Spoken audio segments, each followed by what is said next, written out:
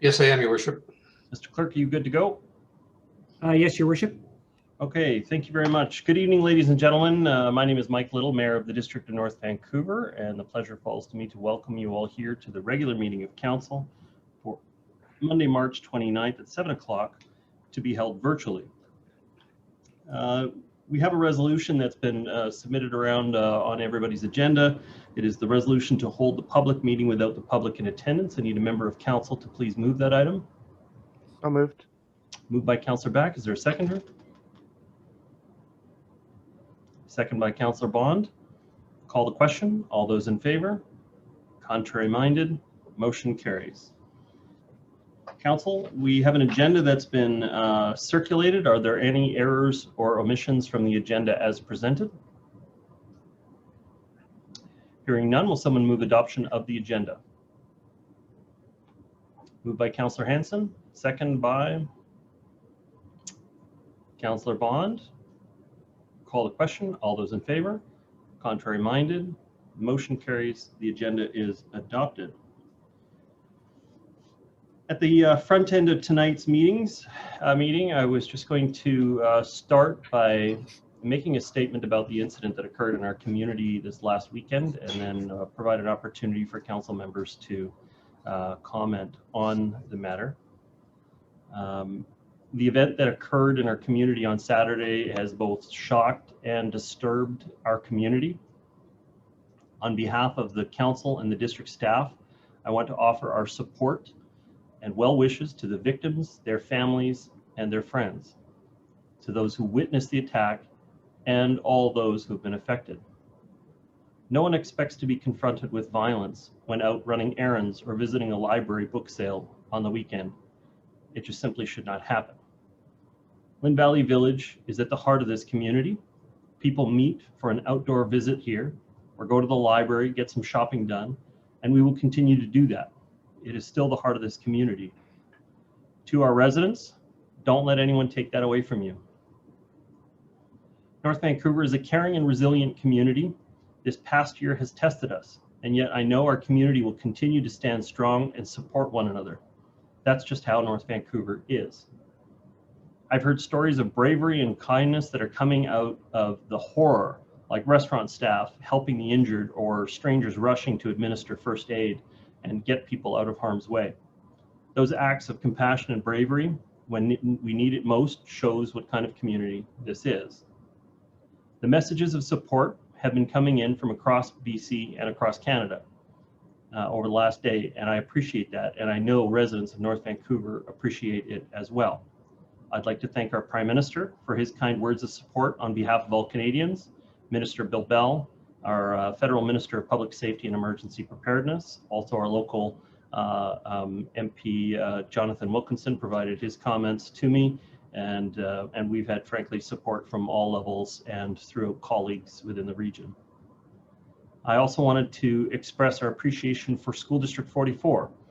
Mark Perriman, the superintendent, is going to be bringing services in to support our children in this time. There's a lot of kids that are impacted by the fact that one of the teachers was injured, and they will be providing counseling and support to kids that need it, and looking after the mental health of our children is something we definitely appreciate.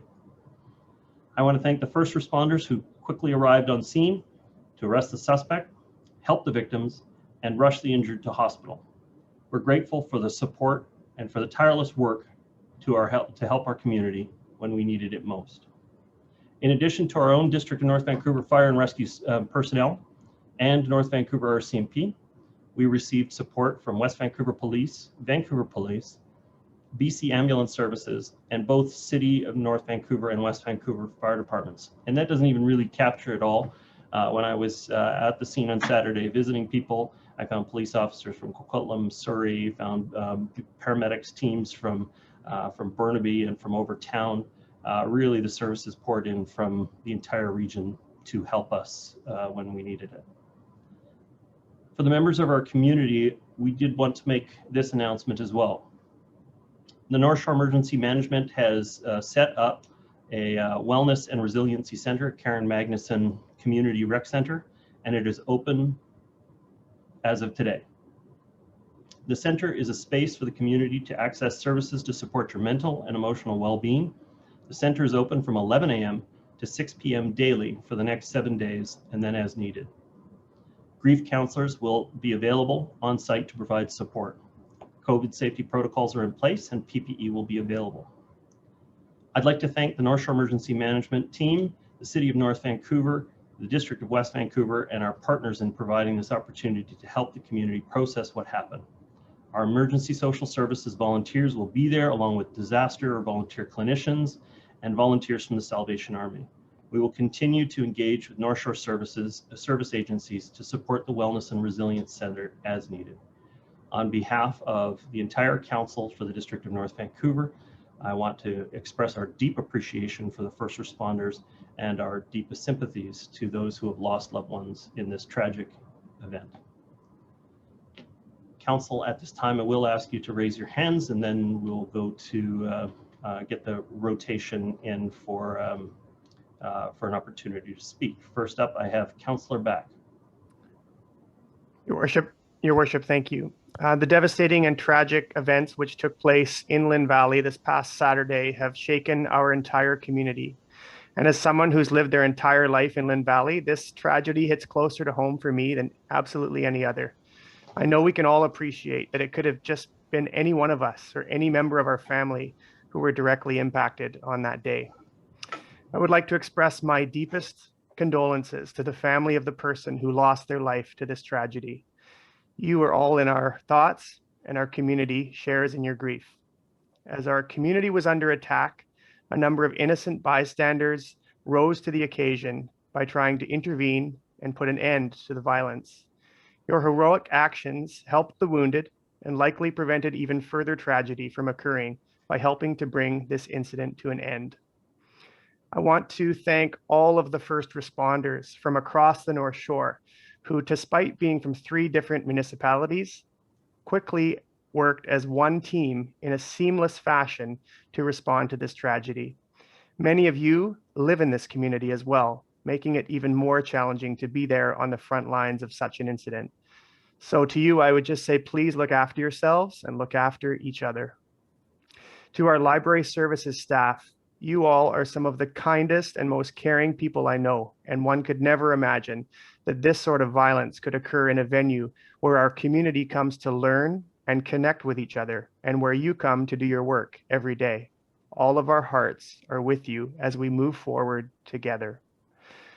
All of the businesses in the Lynn Valley Village who were already extremely challenged by the ongoing COVID-19 pandemic, well, they need your support in the weeks ahead. They are shaken, just like all of us are.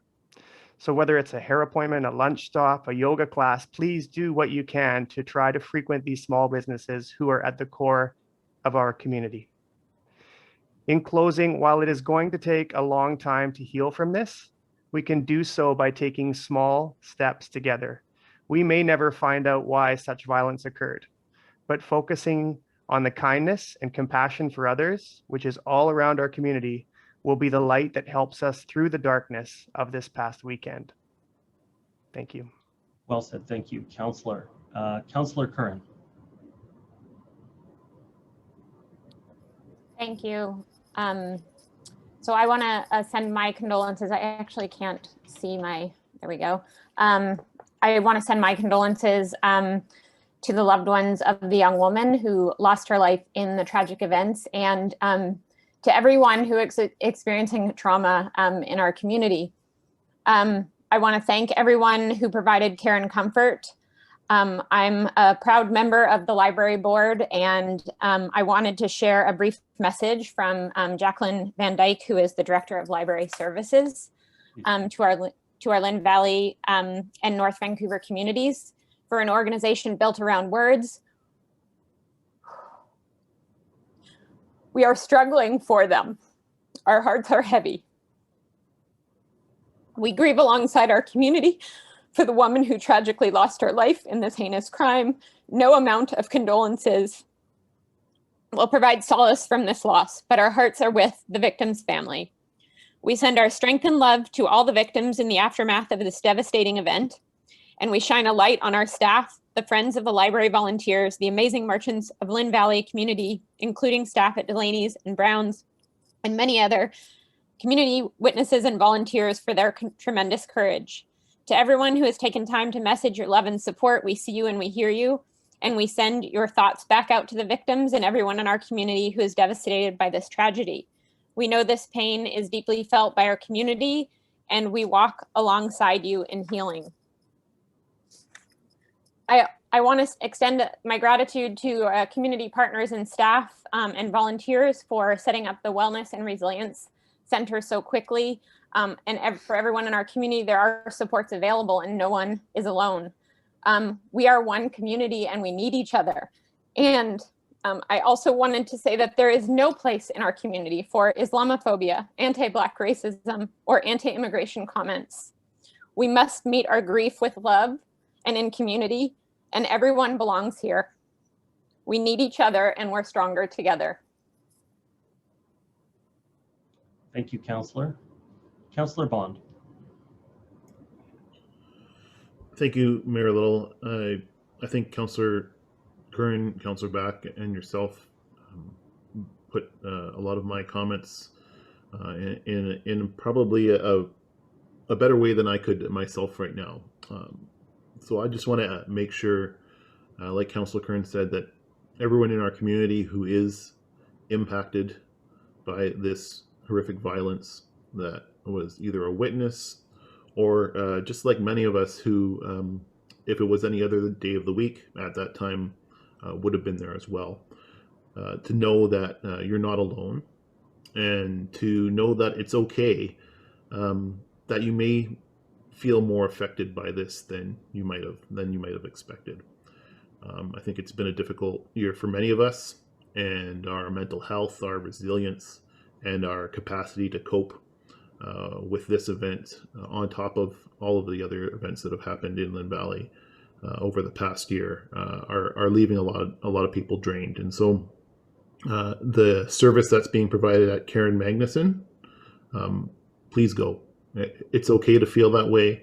And you know, I'm talking to, you know, probably people like myself, men who might not be used to accessing these types of services. Make use of them. There's the one at Karen Magnuson. There's the free support services provided through the province. There's victim services through the RCMP. Go. I've already heard from a number of people who have accessed those services today, and even if it's just a 10-minute conversation, it can make a world of difference. And we all need to be strong and are strongest right now to support those people who need our help. So it's okay to feel this way, and it's okay to seek help, because when we're all stronger, then we can all help support those who need it most. Thank you, Councillor Bond. Councillor Hanson. Thank you, Your Worship. And I share in the remarks of you, Mayor Little, and in all of the councillors who have spoken before me and have spoken my thoughts very well. Obviously, my thoughts and prayers are first and foremost with the victims and their families and the loss they're suffering now, which is obviously hard for us to comprehend. Let me say that I'm personally in shock that such an event could occur in our community. I suppose I think that such events occur somewhere else, in some other place. And this does bring home to us the fact that none of us are immune.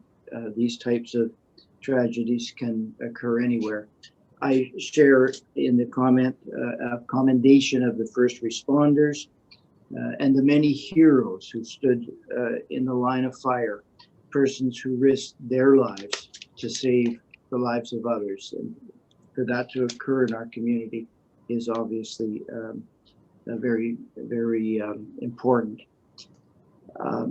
At the same time, let me say to the community that I believe we must commit to using this terrible event as a learning opportunity.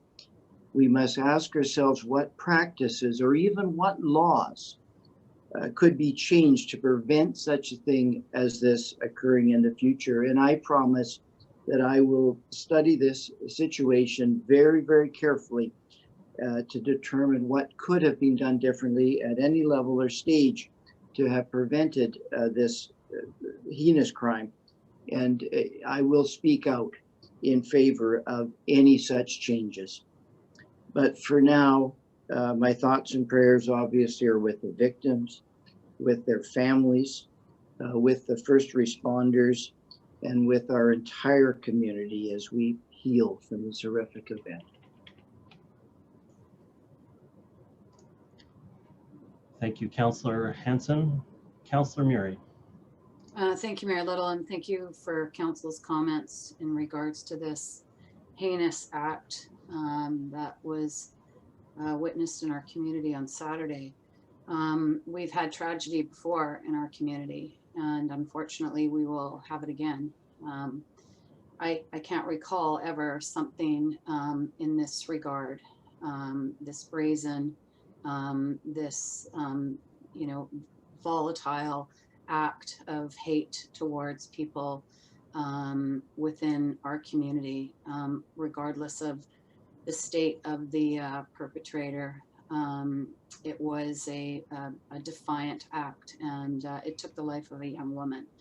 And for that, we are all grieving. We are with the families that have been impacted by this directly, and certainly with those, and it's been spoken, our residents, our businesses, our staff, our first responders that unfortunately see this kind of thing daily in their jobs. We have, as been mentioned, support services. People are wanting to help in all sorts of ways. A current GoFundMe page for one of the victims in our community has reached in less than 24 hours $140,000 with a goal of 100,000. It's far surpassed that. There are other GoFundMe pages. People want to do something, and that's what I guess I'm most proud of in our community and through the tragedies that I've been part of over the last 25 years. People have just come out with outpouring of generosity and working with those in the community to try to find a place where healing can begin. One thing I've learned though in all these years is that there's an immediate outpouring, absolutely. We want to do everything we can. It's the weeks and the months later that we also need to support the people in our community. And I think sometimes the shock lets a lot of people go to a place where they don't want to talk about it because they think they're okay and they can handle it and they can get through it. And so I would just encourage our community through the weeks and the months ahead to continue to reach out to those people that were on the front lines, that were impacted so tragically, people that were injured and their family members, to just keep an eye on them, connect with them. And, we're always here to support anybody that needs it. And it's just truly a phone call away to any of us, to any of our staff. And, God bless everyone through this. Thank you. Thank you, Councillor Murray. Councillor Forbes.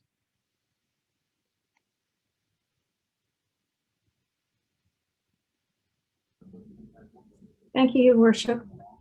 I'm not sure that there are any words that I can say to explain the gut-wrenching horror I felt when I heard what was happening a couple of blocks from my home last Saturday. It was a beautiful Saturday afternoon, and I had planned to go up to the Lynn Valley Library for a book sale and grab a cup of coffee at Delaney's after I finished my gardening. Then I heard about the horrific news of fellow citizens who were also trying to enjoy their Saturday. Lynn Valley has had a very, very rough couple of years. COVID-19 started here in Lynn Valley and took too many of our elderly citizens.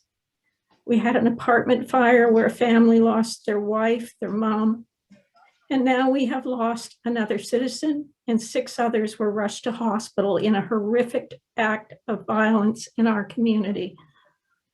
I want to thank everyone who responded so quickly and selflessly to the situation. Citizens who stepped up to try to help. Library staff for their quick thinking. Staff at the village businesses who reached out and helped, putting their own lives in possible danger. North Vancouver RCMP for how quickly they responded and how professionally they managed to control the situation. The Vancouver Police Department for coming to our aid. First responders, fire and rescue services from all 3 municipalities on the North Shore. I was at the memorial today, and some West Vancouver firemen came and they were laying flowers at the memorial. Thank you. I thank them on behalf of council and all of the citizens of the District of North Vancouver. I also want to thank all the first responders, the emergency staff, the District of West Van, and the City of North Van for coming to our aid and for being there for us. Thank you for helping this, all of you. Thank you for helping this incident end so quickly. My condolences and sympathy to the family who has lost a member of their family and to the families of the 6 other injured. Lean when you need to and support each other as much as is needed. It may not fully impact you for a few days or a few weeks, but we will get through this. But reach out if you need help. Thank you, Councillor Forbes. And that really is the theme that we're trying to convey, is that the stress and heaviness of this situation is going to wear upon people. It was already a hard year, and adding these traumatic circumstances on top, you don't even have to have viewed it or been a part of the incident for this to be deeply affecting you. And we just want to encourage everybody to take advantage of talking to friends about it. And if friends can't help you with it, then talk to a professional about it. And services are being made available in the community, including the Wellbeing and Resilience space at Karen Magnuson Arena from 11 a.m. until 6 p.m. every day for the next week. And so please talk to somebody about it. It's important. Thank you very much, Council, for your comments on that. We're now going to be going to public input. And I have 9 speakers signed up for public input today. The clerk is going to be adding them. Okay. The first speaker that we have up in public input is Madeleine Hawkins. Madeleine Hawkins, can you hear me? I can. Welcome. You have 3 minutes to address the council. Okay, thank you very much. Hi, Mayor and Council. I'd like to speak to you today about the 2 projects on your agenda in Lynn Creek. The first is item 8.4 on the agenda on Murray Place, and the other is 8.6 at Mountain Highway. I've been a proud Lynn Valley resident for almost 5 years. About 2.5 years ago, my husband and I were lucky enough to make this our long-term home when we bought a condo on Mountain Highway. Before we entered the market, we had been renting in Lynn Valley, and we knew we wanted to stay in the area, but there weren't many options available for us to purchase. That's part of what's motivating me to speak to you today. I'd like to encourage Council to continue to move forward with the Murray Place and Mountain Highway projects, to move them forward in the planning process. Collectively, they provide exactly what our community needs: housing diversity and choices, community amenities, and public space enhancements. I really think this is an opportunity that we need to make the most of.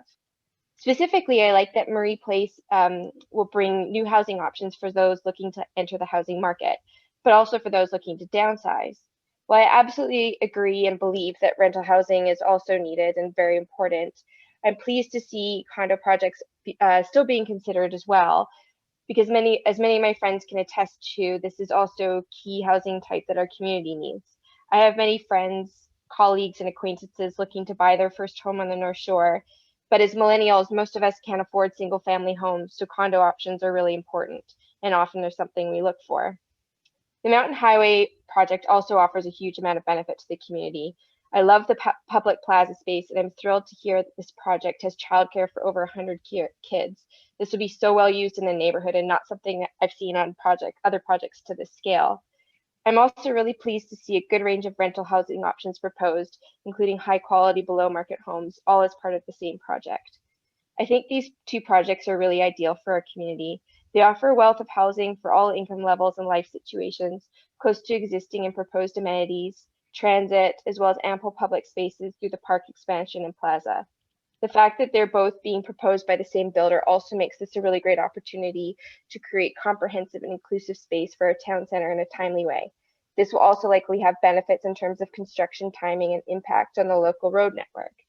Thanks very much for letting me provide my input to you today, and I'm really looking forward to hearing your discussion about the two projects this evening. Thanks very much. Thank you, Madeleine Hawkins. The next speaker I have is Jason Black. Jason Black, can you hear me? Yes, I can. Can you hear me? Yes, I can. You have 3 minutes to address the council. Thank you, Your Worship, Mayor and Council. Thank you for allowing me to provide input at today's council meeting. Just want to share that I'm pleased to see the two items on tonight's agenda for new housing in the Lynn Creek area. As the father of two boys, it's important to me our community building homes. Oops, I lost my screen here, sorry. It's important to me our community is building homes that will one day serve those that grew up here, who wish to stay here. Similarly, my parents are entering the stage where they'll want to downsize, ideally in a location where they can walk to groceries and outdoor amenities. I support building more housing, especially rental and housing and mixed-use buildings, which I believe will provide more options for people who want to move here, but more so, those who are already here and our housing need changes. This area is also designated town center in the OCP, so it's exactly where it should be, building new housing. I hope you keep these two items moving forward in this process. And thank you all for your time tonight. Thank you very much, Jason Black. Next speaker is Isabella Schus. Isabella Schus, can you hear me? Good evening. Hello. Hi. Welcome. I would also 3 minutes to address council. Welcome. Okay, thank you. I'd also love to share my thoughts on these two projects as well. I just want to say that I believe these projects will serve as a great foundation to the housing and communities on the North Shore. We need these. I'm 23 years old. I'm graduating university this semester. So that being said, I'm in a perfect position where I am currently saving up and looking for a first-time home buyer type of place. And I just feel like the options on the North Shore are rather limited. I've also had the pleasure of growing up on the North Shore, living just on Dollarton off Dollarton Highway. And it's been beautiful. I love living here with my family, and I would hate to have to move further out to other areas such as Coquitlam or Langley, simply because they have more options for me and something that I can afford. I do not wish to move there, and I would love to see these types of projects be here on the North Shore, so myself and others in my demographic have the opportunity to continue living here in our own homes and maybe even have our own families live here in the future. Further to the affordability aspect of these projects, I do appreciate the other qualities that they bring, such as creating a sense of community, its ideal location with transit, and the expansion of the nearby park, as well as all the amenities that are nearby. I truly appreciate this opportunity to share my perspective and thoughts on this project, and I hope that council will allow this project and hopefully others like it to proceed in the future. Thank you very much. Thank you very much, Isabella Schus. And the next speaker I have is Brody Henriksen. Brody Henriksen, can you hear me?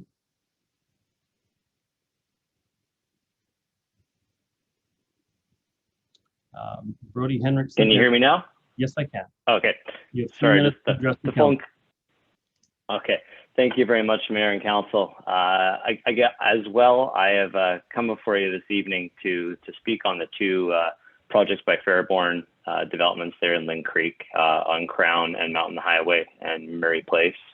I am also a proud North Vancouver resident for over 10 years.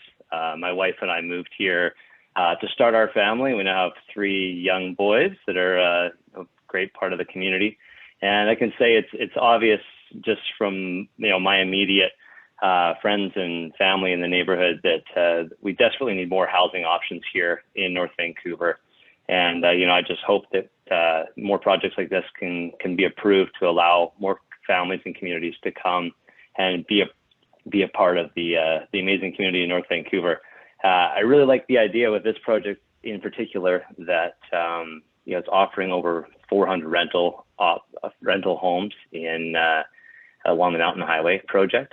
I think we really need higher quality rental in North Vancouver. Most of the rental stock that you see in the district and in the city is all, it's quite old, and it could really use some upkeep. So it's great to see some newer rental stock coming in. As well, there's, it seems like there's affording a bunch of different options through these 2 projects.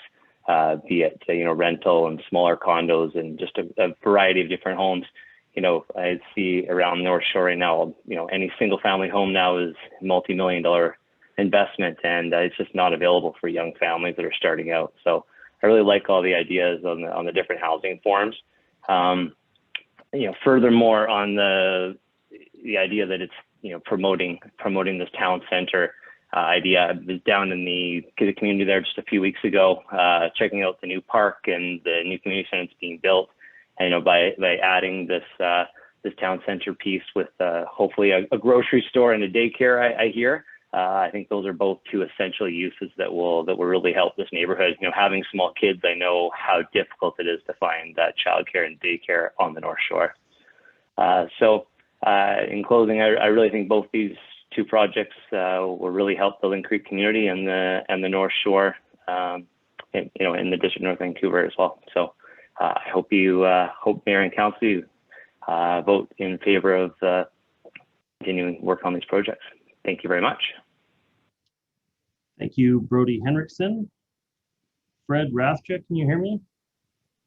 Yes, I can. Can you hear me? Yes, I can. You're welcome. You have 3 minutes to address council. Thank you. Good evening, Mayor Little and members of council. My name is Frederick Rathje, and I live in East Seymour. I cycle through that area, Marie Place, Crown Street on a regular basis as I go on my shopping errands. So I want to state that I support the redevelopment because it's at a density that I think is appropriate for Ling Creek Town Center. In addition to car parking, it will offer convenient bicycle parking to incentivize residents to choose trips by bicycle rather than by car. 3, this site is close to cycling amenities such as the Spear Trail and the business shopping districts, easily accessible by bike. And for the included bike cleaning facility in the underground will keep things squeaky clean upstairs. While vehicle parking is often provided in underground facilities, with bike storage as an afterthought, in this proposal, Marie Place, residents will be able to park the bicycles in bike rooms located in upper floors near the residential suites. Super convenient access to bicycles coupled with proximity of shopping destinations will entice residents to make short trips by bike rather than by car, helping reduce our carbon footprint. By locating bicycle parking adjacent to living areas with purpose-built elevators, residents have convenience of travel that will rival the car, especially for local trips. While our bylaws continue to specify car parking minimums, consideration could be given to reducing the underground car garage space from 2 levels to 1 and provide more generous bike rooms. The bike room configurations could then be adapted to have combinations of both bike parking and exercise room for residents to keep fit. There's a reluctance to reduce car parking, but providing too much car parking incentivizes car dependency. If, on the other hand, ample secure bicycle parking is provided that allows children to be taken to local daycare in an electric cargo bike, for example, for shopping trips, owning a second car is avoided. With options like car share and proximity to transit exchange, the Phipps Transit Exchange, sorry, residents will consider going car-free. Thank you for allowing me to present. Thank you. Thank you, Fred Ratcher. My next speaker is Emily Locke. Emily Locke, can you hear me? I can. Can you hear me? Yes. Welcome. You have 3 minutes to address council. Thank you. I'll keep this short and sweet. So I am speaking in favor of the proposed development in the Lynn Creek area. I'm actually a resident at Sealand Village right now, and I've been there for a few years. And as much as I love living in the area, it really does lack a sense of community right now. And I really do feel that these two projects on the agenda will really complete the community by providing a variety of housing options as well as amenities, which are lacking right now. So the commercial space, the proposed grocery store will not only complete the area, but it will provide the amenities that we're really lacking right now and that the community really needs. I also, right now it's not the most walkable area to live in, and this will really make it so that people can, just go downstairs, and it's servicing not just the proposed projects, but also the entire area. So, and as everyone knows, there's a huge lack right now of housing options in that neighborhood. With the rental and the larger homes that are proposed, this really does provide an opportunity for people to get onto the North Shore and be able to live there comfortably without having to drive everywhere for their daily needs. So I'm really excited about the projects, and I really hope that they keep moving forward. Thank you very much. Thank you, Emily Locke. Brad Jones, can you hear me? Yes, I can. Can you hear me? Yes, I can. You have 3 minutes to address council. Thank you. I'll be very brief. Good evening, Mayor and Council. My name is Brad Jones. I too wanted to express support for the projects that are being considered under items 8.4 and 8.6. Lots of great points have been made by other speakers, and it's great to see that support for projects that are going to deliver rental housing, park space, trails, etc. But what I wanted to speak to is just childcare. We have my wife and I have 2 young daughters who are in childcare, and it's hard to find space. It's expensive.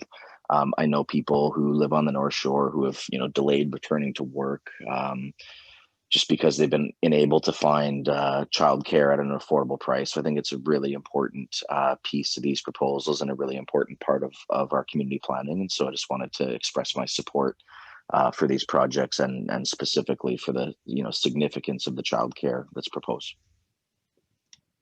Thank you very much. Next speaker is Lucas Raynor. Can you hear me? Can you hear me? Yes, I can hear you. Thank you for allowing me to speak here. I'm currently living in the West End in Vancouver and wanted to speak tonight in favor of the project on Marie Place. I'll start by saying the District of North Vancouver is an amazing place to live. I'm honored to say that I've had the chance to live there for 17 years growing up, and just recently moved into the West End downtown. For someone that's looking to move back to North Vancouver, it's become more and more difficult to find reasonable options for housing. So this project, by providing 140 new homes, many of them are going to be sized for families, and also in a neighborhood that's rich for growth. It's become really hard for first-time home buyers to get into the market in the district. So projects like these are actually going to provide options for people that are looking to buy. I also want to note the great amenities that this project has to offer, such as bike rooms on every floor, which is a pretty unique amenity in a project like this, and also the parks to the north of the building. So yeah, I think it's going to be a good project to draw families to the project and help grow the neighborhood. So thank you. Thank you, Lucas Raynor.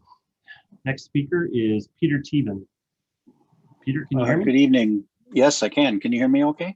Yes, I can. Welcome. You have 3 minutes to address council.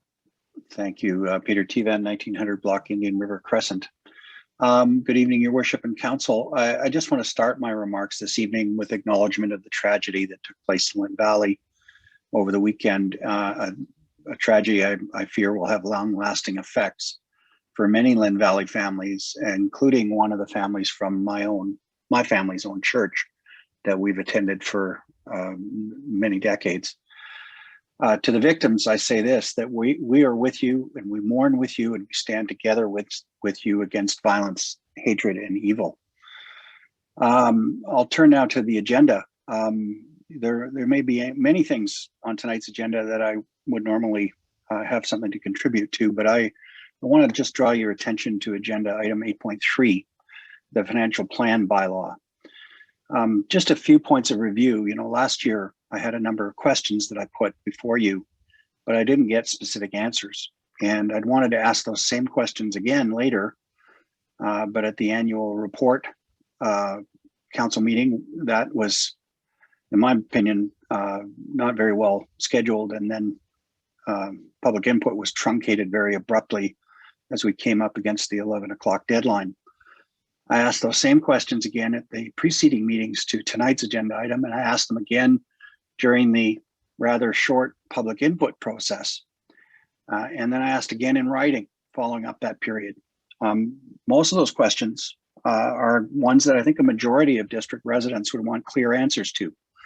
Questions like, why are we increasing taxes during a time of economic and financial hardship caused by this pandemic?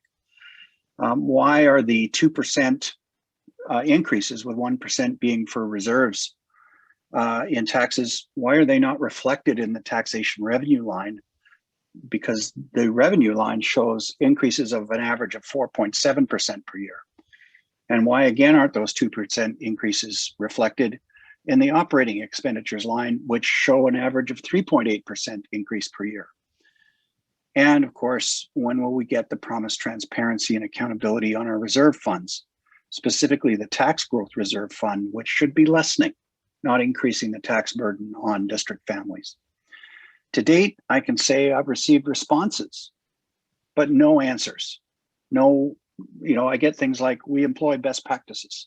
No direct answers to the direct questions that I've asked. So my question to council tonight is when? When can we ask questions and get direct, specific answers to those questions? Because from what I see, it's not during the annual report presentation.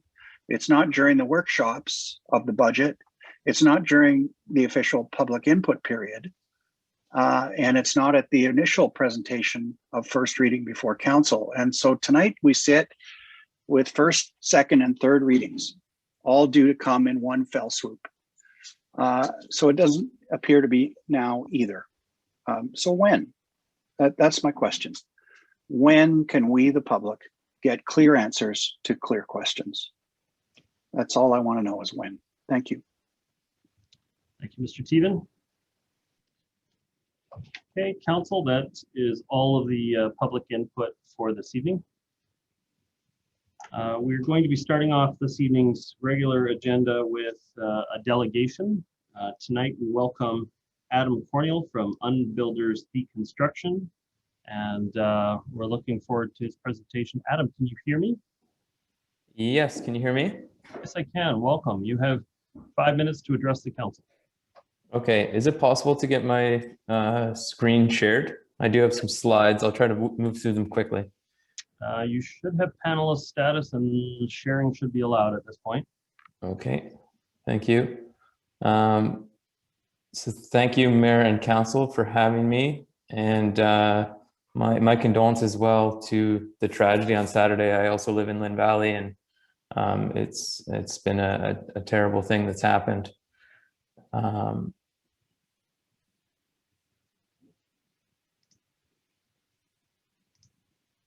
Why can't I?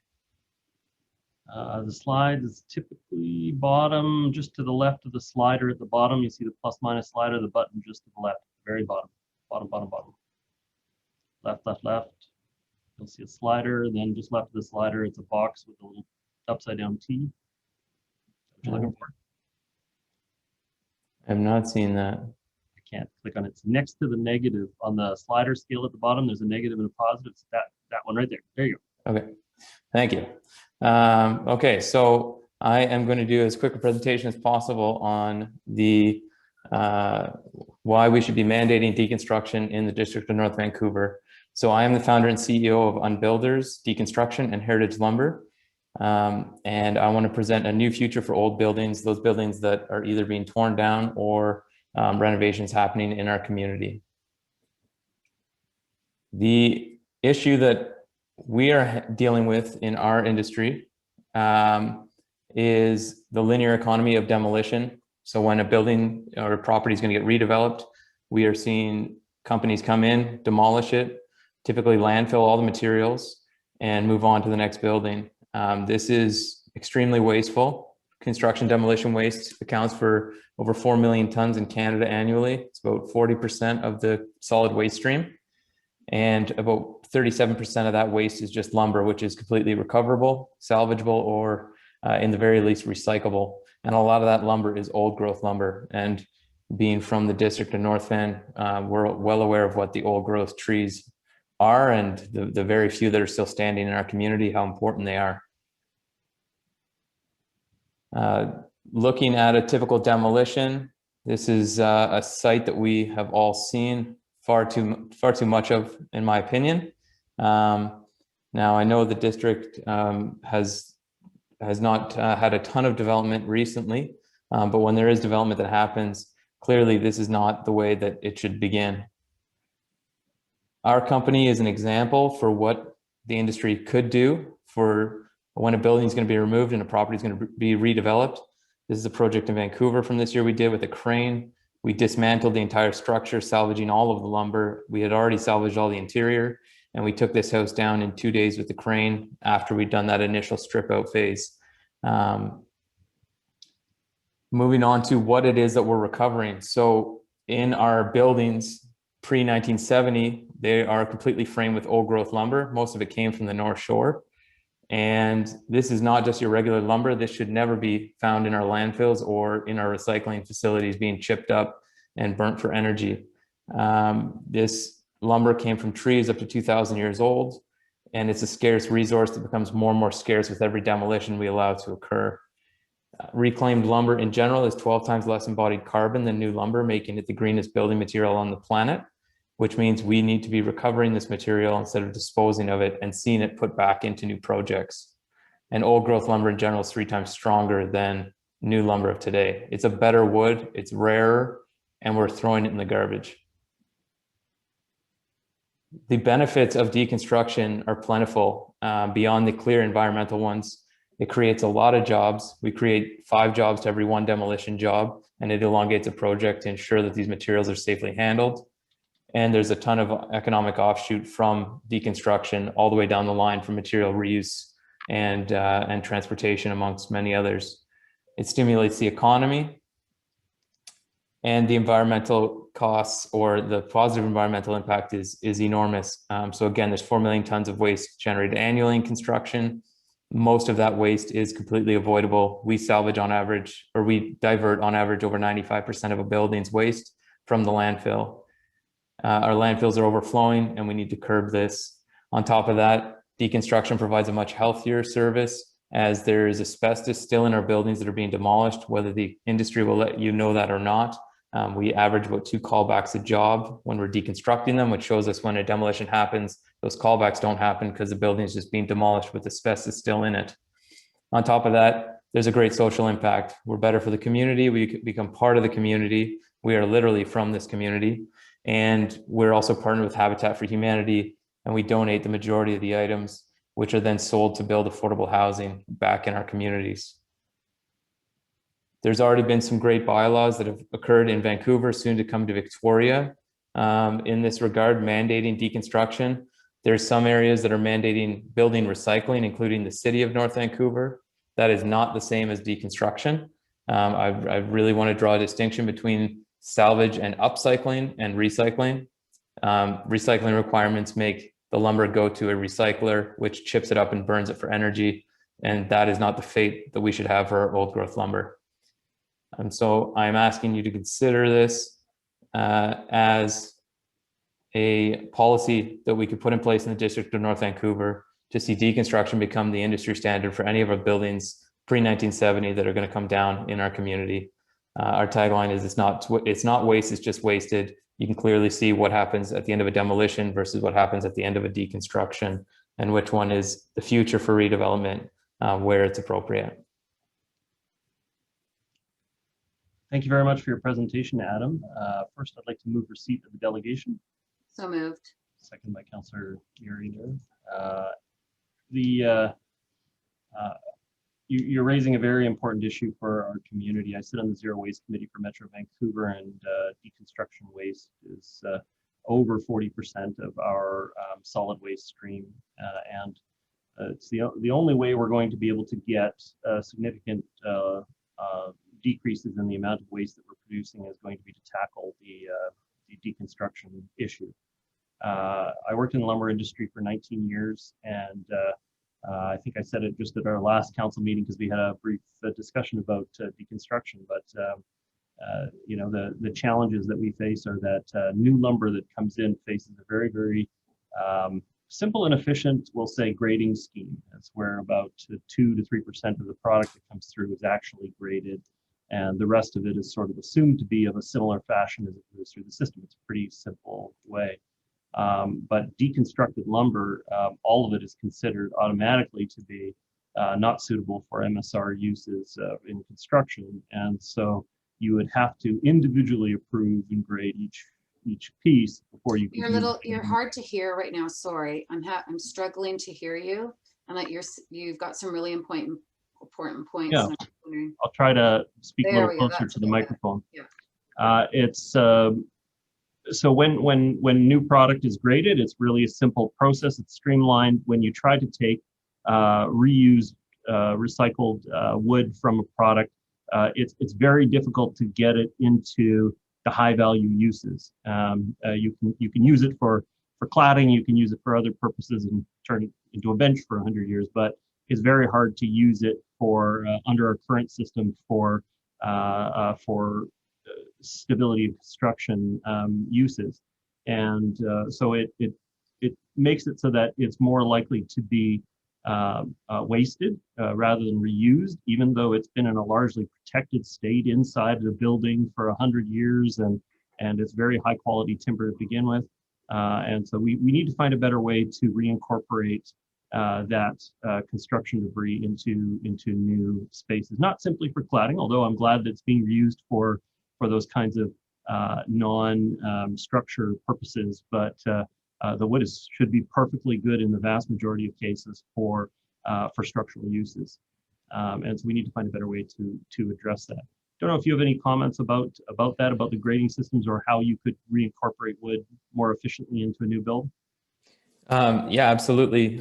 We're seeing a high majority of our material used for the finishes, especially because it's old growth and has that really nice patina and tighter wood grain. So we're seeing it used as flooring, furniture, etc. The vast majority of it. We're also working with some architects and engineering firms that are recertifying the lumber. We just recently sold a lot of our 2x4 to an architect that used it for NLT, nail laminated timber, mass timber. Their engineer looked at it, graded it, signed off on it. So the grading and the reuse for structural, I feel like that really puts a big hurdle in front of a lot of policymakers in particular. And I feel like we can overcome that challenge. We, as in the industry, the reclaimed wood industry, we want to see the policymakers stop allowing it to go to the landfill. So I'm really not worried about that. Most structural engineers I've talked to are well aware of the strength and the properties of old growth timber, or just, old Douglas fir, even if it's not old growth. And almost all of them said they would easily sign off on it in assemblies. So you're not going to call in a building inspector, frame a whole house and ask them to pass it without an engineer coming and stamping it. But the engineers are well aware of the strength and durability of this wood. Yeah, I'm just saying that the new product, only about 2 or 3% of it actually even has to go through the grading process. It's definitely a hurdle. Yeah. And I think there was one other question I had. Maybe I'll let others go first, and then I'll come back. So next speaker I have is Councillor Meary is the second. What was MSA? MSR is machine stress rating. It's okay, whether it's suitable or not. You have to say the whole word. You can't say the acronym because I don't know what you're talking about. So that's. Thank you. Thank you for the presentation. I'm very, I've always been very intrigued by this whole concept, and I'm very supportive of it. We certainly, you spoke about, the district not considering a lot of development. I guess it depends on where you're going. Certainly in the Upper Capilano portion, which would be more conducive to the work that you do. We've got a huge amount of redevelopment on single family homes, the old bungalows of the 1950s that are being demolished to make way for, the larger homes of 2020. And so this would be certainly up your alley. I note that the Seymour area and Blue Ridge, there's a lot more renovation going on rather than demolition of homes. And I'm wondering if these kinds of products would be suitable for renovations. Obviously, you've made talked about the design, the flooring, interior design that can be used with this wood.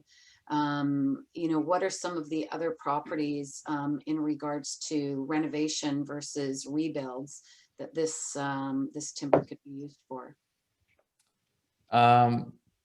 I mean, my former career was a builder. We used it for just about anything, wherever there was wood. So you can use it for moldings, baseboards, casings, window jambs, door jambs, stairs, decks, siding, really anything wood. It could be reclaimed wood. So a whole host of products. Oh yeah. And with the renovation side, like what I'm really trying to present is the case for deconstruction more than the case for reclaimed wood. That first we need to stop the demolition from being so easy and cheap and occurring in the mass volumes that it is. Right. And the demand for reclaimed wood is quite high. So that's, there's the challenges like Mayor Little raised with structural uses for some of the dimensions such as 2x4, which are harder to move, but the other items are desired. And there's only one bylaw in the Lower Mainland right now in Metro, which is with the City of Vancouver. There's recycling bylaws. The City of North Vancouver has I think it's a 70% requirement. Richmond has a similar one. Vancouver is the only one that's mandating deconstruction. Right now, it's only on pre-1910 homes, but they're about to dial that up to pre-1940 homes, I believe, this summer. Mm-hmm. And Victoria is looking at doing the exact same thing this summer as well. So it's no longer saying you can recycle it. You have to salvage a minimum of 3 tons of lumber in Vancouver on a residential project. And what's the cost? Typically, our cost up front is somewhere in the 40 to 50% more expensive range. Right. Now, we combat that cost in 2 different manners. Our partnership with Habitat for Humanity means that the items we donate get a tax receipt for the homeowner. We have that appraised and they receive a tax receipt that helps offset the additional cost. Or on some projects like commercial jobs, we just acquire the material. So we reduce our service fee by the wholesale price that we'll pay for the lumber. So on commercial jobs, we're cost competitive most of the time with demolition. And the use, now that we've adapted to use a crane, we're getting closer and closer to time competitive. So we're trying to show the industry, the deconstruction industry, that we are getting closer to competing on time and cost with traditional demolition, which hopefully gets us past that big barrier. And I guess we have to measure that against the savings that we would have in diverting this to the landfill and the costs of that going forward into the future. So I appreciated in the presentation that we were given as part of our agenda that this will become the status quo in the future. It's interesting right now that this is being brought forward. There's the lobby that probably many are aware of in the Port Renfrew area in the Ferry Creek in regards to some old growth that has a cut block license pending. And my understanding with people that I've spoken to is that that wood is being channeled down to the California shake industry. And it seems a bit out of today's environmental awareness that we would be taking old growth and using it for something like the shake industry when we could use wood like this maybe to replace that need. I know, my grandfather built a business in Deep Cove in the 1940s, and the beams that still exist in that business today were whole logs that were used to hold up a little gas station that he built. And that was the type of lumber that was being milled then. I'm very interested in this, and I would like to ask staff to bring back a report to allow us to consider a bylaw in regards to deconstruction in our municipality, given that the homes that we're seeing, and I would say that this is not on those large lots that some of my colleagues like to expose in regards to the big homes that are being built. A 25-foot lot on Mount Seymour Parkway, a house just sold for $1.85 million. Rezoned many years ago, and probably Mayor Little could outstretch his arms and touch from wall to wall in the house. 2 properties that actually sold for 1.8 million.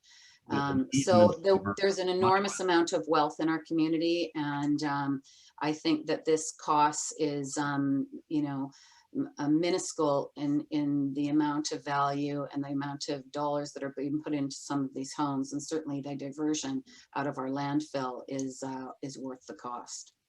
Thank you for your presentation. Okay, can I make a couple points there? Sure. With the cost, I think that there is a slight increase in financial cost for the homeowner or developer, but the positive impacts are just so many that it really diminishes that. Plus, you have people paying $1.8 million for houses that they're going to tear down, adding $10,000 or $15,000 onto a removal cost to tear down a perfectly good house. I personally, I have a hard time sympathizing with that that big argument. And there is no cost that we have if we don't have a planet to live on in 50 years for our children. Absolutely. Absolutely. And with regards the irony of the cutting of the old growth that is occurring still on Vancouver Island in particular, there's 2 major problems, and I work a lot with districts on the island, particularly Victoria and Nanaimo. Their landfills are literally overflowing. They're looking at clear cutting more land to increase their landfill, and the irony is they're filling their landfill with old growth lumber from old buildings that are being torn down, while they're fighting stopping the cutting of old growth lumber. So one for me, contradiction after another. Yeah, we need to stop cutting our old growth. You can't replace the shake industry. Mayor Little will know this too. This lumber that we're recovering, you're not going to put into the production of shake. It just doesn't work that way. But certainly you can use smaller trees, second growth, third growth. So yeah, there is a huge contradiction there. I guess with the climate change in California, I wonder why shake would even be considered, quite frankly. So thank you very much for your presentation and for bringing it forward to council. And I look forward to a report from staff in regards to this initiative and a potential bylaw. Thank you, Councillor Murray. Councillor Kern. Thank you, Adam, for coming tonight. I just wanted to thank the person in the community that introduced us. I think our names, everyone was like, you've got to meet Adam because he's in the community and he's working on circular economy. And so I'm really glad that we were able to connect. You were able to present to some other electeds.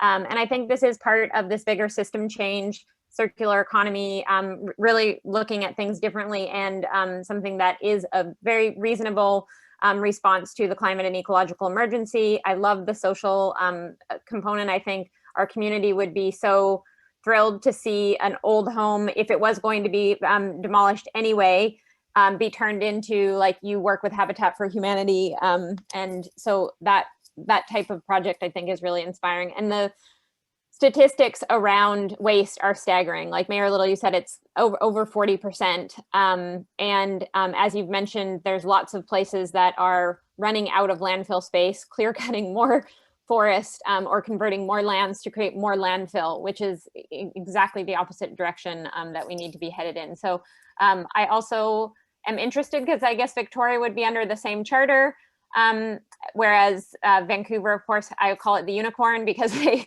get to do things that we don't get to do.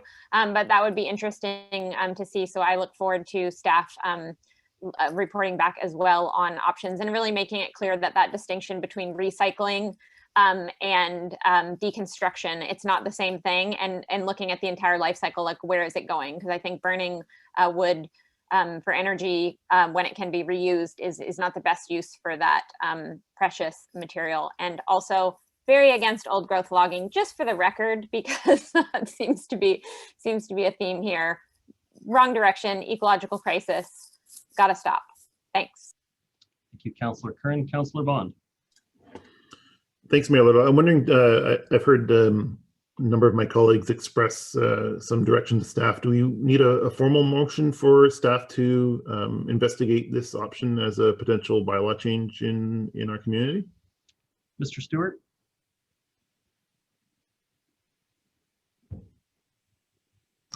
Your Worship, just a consensus on council that this is something that's worth pursuing, and we can provide a report as to the impact and implications. We don't need a formal resolution.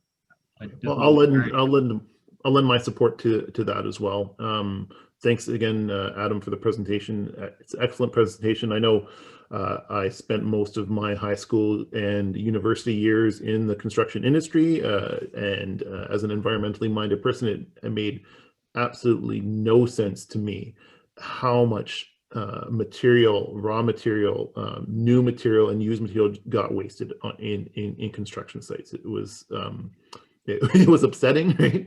And so I'm glad that people like yourself have made a business opportunity about this, and it's kind of if your business can be successful, I think that's a great thing. It's almost like a bit of a social enterprise that the work that you are doing and others in the industry is of benefit to everyone. But it's also hopefully at least making a bit of a living for yourself too. So I think the concept around reusing valuable timber. Again, it goes back to what many of us were taught in elementary school about the 3 R's, and what are the first two, right? Reduce and reuse.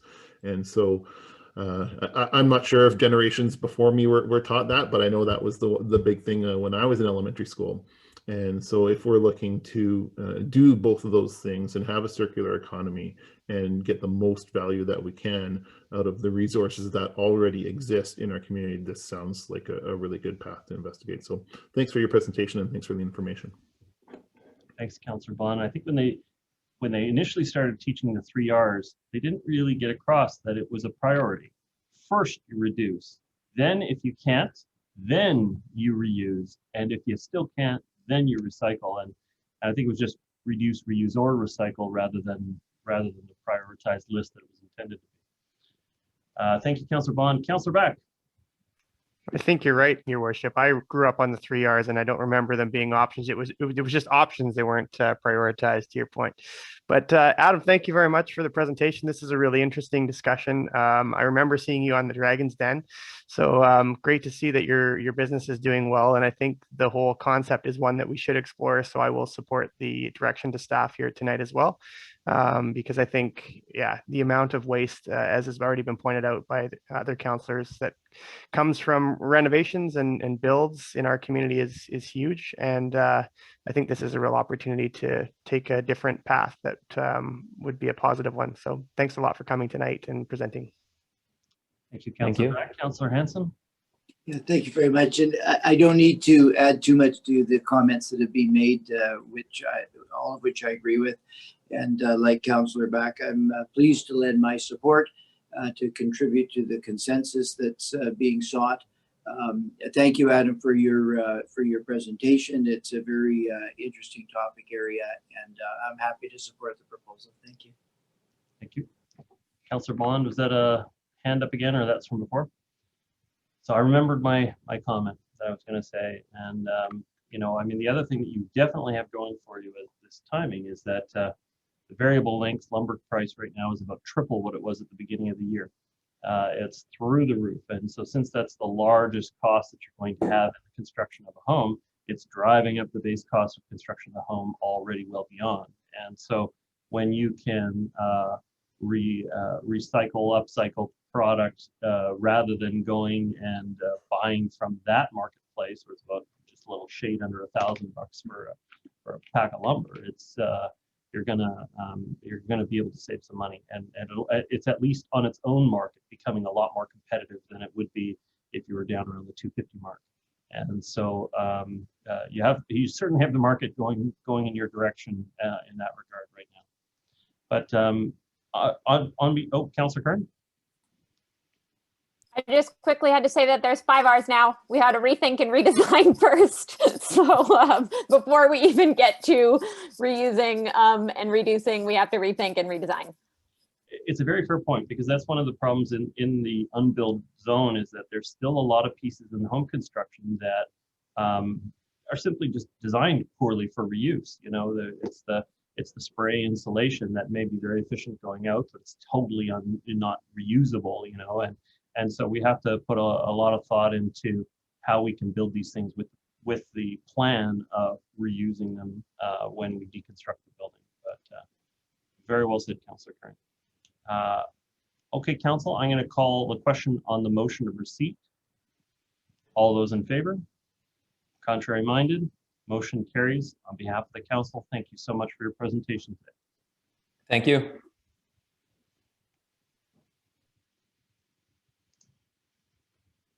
Okay. Council, I was amiss at the beginning. I normally take care of minutes at the beginning. There is a set of minutes from the March 11th special meeting of Council that were circulated. Are there any errors or omissions? Hearing none, I think I heard someone say moved. Is that Councillor Murian? Is there a seconder on the matter? Second. Second by Councillor Back. Call the question. All those in favor? Contrary minded? Motion carries, and the March 11th special council meeting minutes are adopted. Okay, Council, moving on to reports from council or staff. The first 2 items that we have up are both up for adoption, but I don't think we need a consent agenda. I think we can probably get through them. So the first item up is bylaw 8472 and 8476, is standards and regulations in single family zones, and the question is for adoption. Someone move adoption? So moved. Moved by Councillor Murray, seconded by Councillor Hanson. I'll call the question. All those in favor? Contrary minded? The motion carries with Councillors Back, Bond, and Curran opposed. Does that match the clerk's record? Yes, it does, Your Worship. Thank you. Next item up for, again, for adoption is bylaws 8498, 8499, and 8500, Lynn Canyon Pay Parking Pilot Bylaw Amendments. This item is also up for adoption, moved by Councillor Murray. Is there a seconder on the matter? Seconded by Councillor Hanson. I'll call the question. All those in favor? Contrary minded? Motion carries with Councillors Back, Bond, and Kern. Sorry, Councillor Forbes, what's your intent on that? Is that an in favor or an opposed? Opposed. No, sorry. I'm sidetracked. No, I'm in favor. Reluctantly, I'm in favor. So just checking with the clerk, then your record is that Councillors Curran, Bond, and Back are opposed. Does that match your record, Mr. Clerk? That's correct. It passes 4-3. Thank you so much. Okay, the next item up is bylaw 02, the 2021 to 2025 financial plan bylaw. And this is up for first, second, and third reading after returning back from public meeting. Mr. Wardell, do you have opening comments? Through your worship to council, I do. The 2021 to 2025 budget was through a council workshop on March 1st, recommended to this regular meeting for first, second, and third reading. The 5-year plan focuses on council's priorities of transportation, social and supportive housing, climate, economy, and health and safety, and our continuing efforts to renew our infrastructure. The district's continuing strategy of low and steady property tax increases has enabled the district to sustain one of the lowest tax rates in the region for the past 10 years, including this year at 3%. This is approximately 1% lower than the other North Shore municipalities at this time. Those are my opening comments, Your Worship. Thank you, Mr. Wardell. Members of council, or Mr. Danlick, did you have comments, or you're just here to answer questions? Nothing further, Your Worship. Thank you. Okay, council, I see no hands. Somebody be willing to move a recommendation? I see moved by Councillor Back, seconded by Councillor Hanson. Councillor Back, do you have any further comments on the matter? No, we have had a fair bit of discussion, but just to make a couple of comments on the financial plan. The 3% property tax increase, which represents 2% to fund municipal operations and 1% to support asset management, represents a cost of about $71 on the average home in our community. As is highlighted in the report, the increase is one of the lowest in our region. I am sensitive to the fact that there are certainly members of our community that continue to be negatively impacted financially by the ongoing pandemic, and recognize that council did approve a reduction in the 2020 property tax levy from 3% that was planned to 2%. However, I do feel that at this time, this is the right move. I'm also keen to hear about any options that we can have to support businesses, many of whom continue to be negatively impacted by the pandemic as well. And I think we'll have some comments on that in our upcoming workshop, tax distribution workshop. I am proud of some of the significant capital investments, including over $30 million over the next 5 years in walking and cycling connections, as well as transit, as well as the over $40 million for social and supportive housing, and the investments in new childcare spaces, which represent real needs in our community. So those are my comments to start with.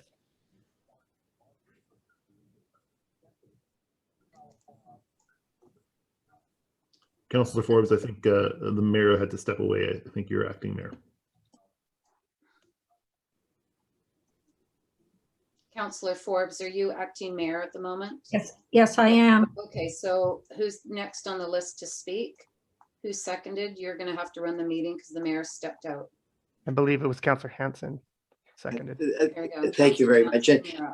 This matter has gone through all of the stages of the legislative process, specifically the March 1st council workshop. A lot of comments have been made. The public have weighed in. The details of the plan are as set out and very skillfully summarized by Councillor Back.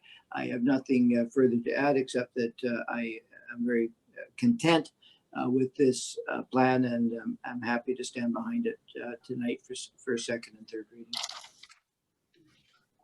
Thank you, Councillor Hanson. Councillor Bond, you're next. Thank you, Acting Mayor Forbes. Again, I think Councillor Back has summarized the details in the report, and we have had a good discussion over a number of workshops and council meetings on the financial plan. And like Councillor Back, I think the investments laid out over the next 5 years do go a lot of the way to meeting council's goals, specifically around transportation and adapting to the climate emergency.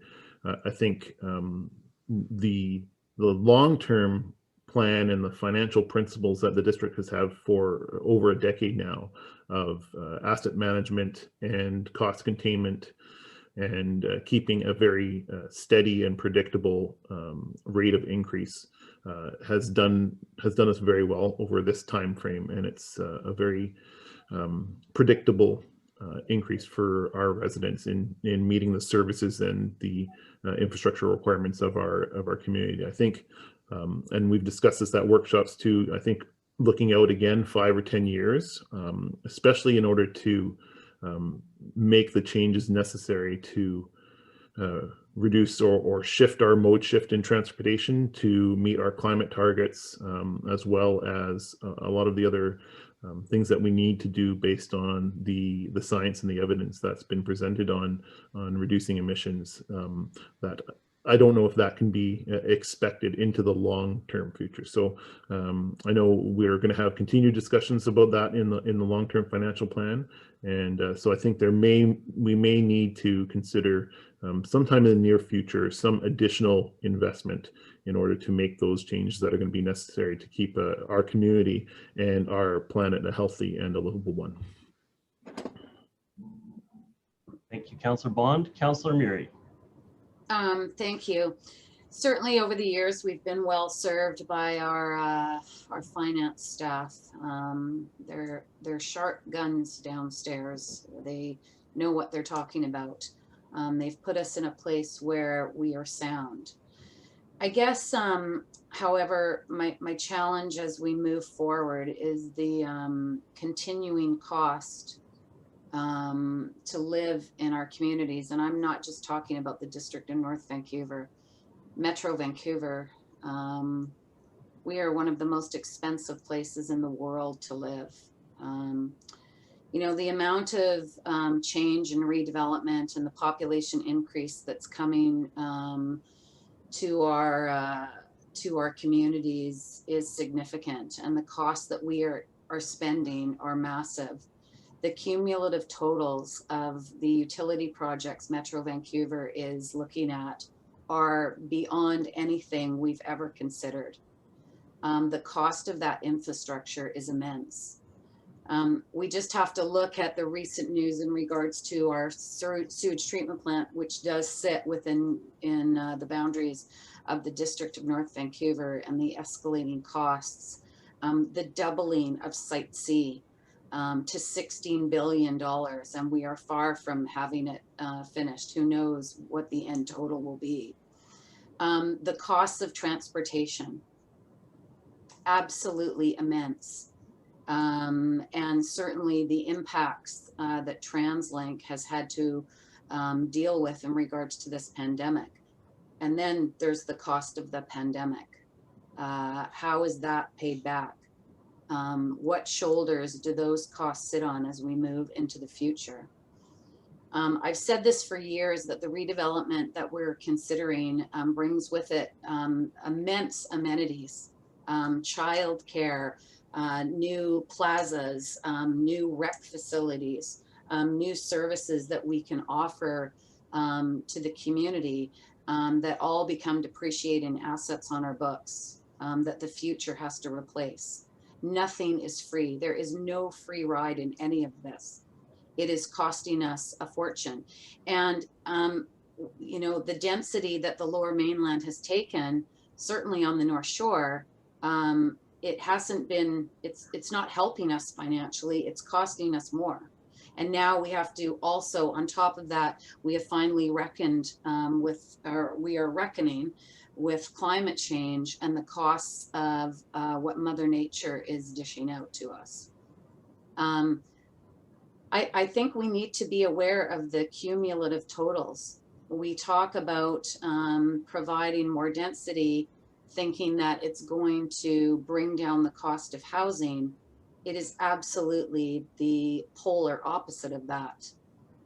Just in the last several months, the cost of housing has just again reached an all-time peak. Houses going for 4, 5 in Vancouver, over $1 million over asking for some properties that are being purchased. I don't know how this is a sustainable model going forward. I don't know how the average family continues to be able to pay these costs. It's not just a 3% on the backs of an assessed home, the average assessed home in the District of North Vancouver.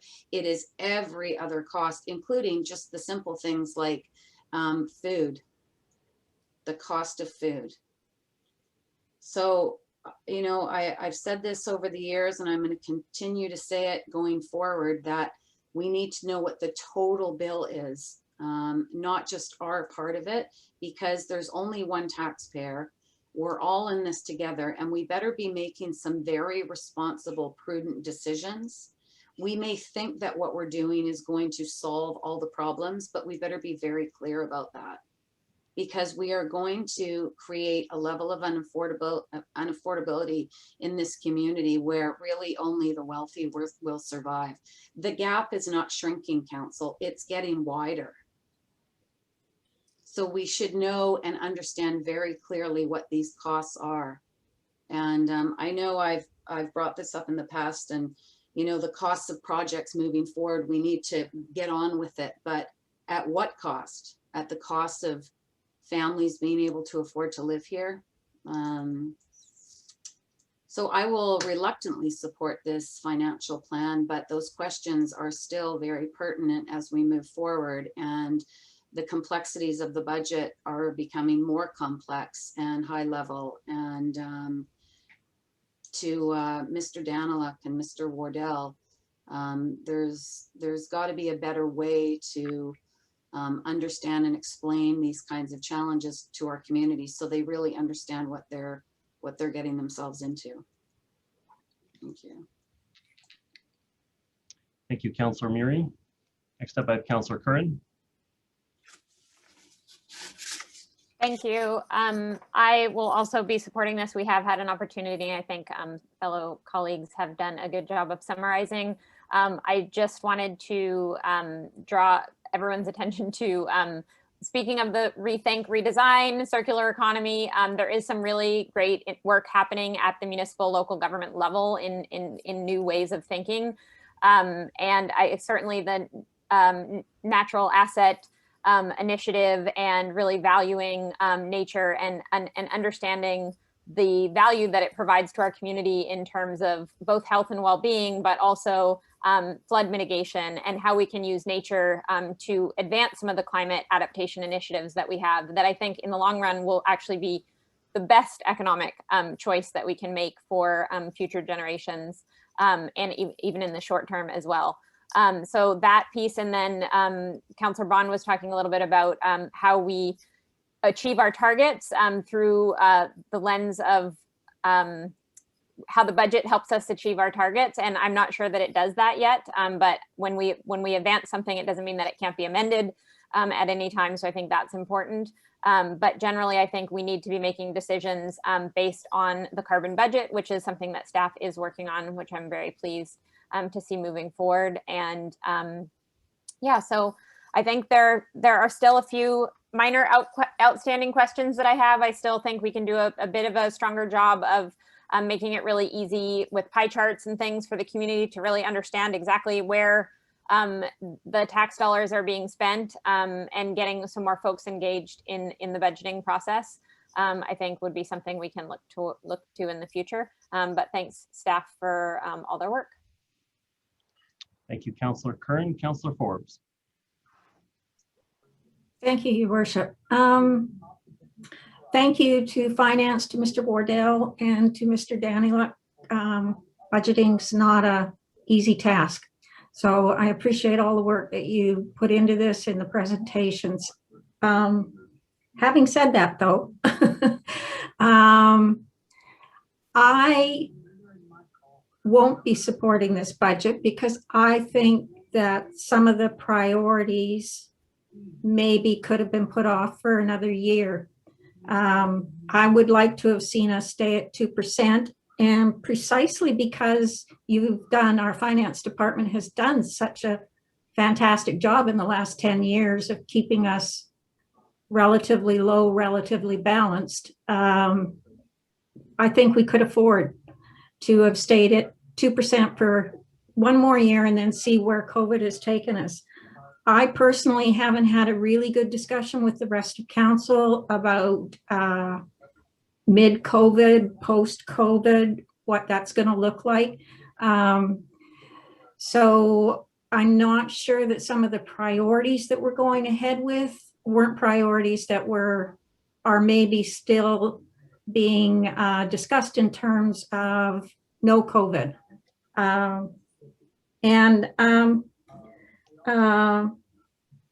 I think that we're starting, the other thing is the most important thing in which I've been asking for all along with all the new things that we're discussing and passing, that we needed to educate our community. And I think if we had done that, we would have had a bit of a head start here on possible costs and our community understanding what those, why there are costs and what those costs are for.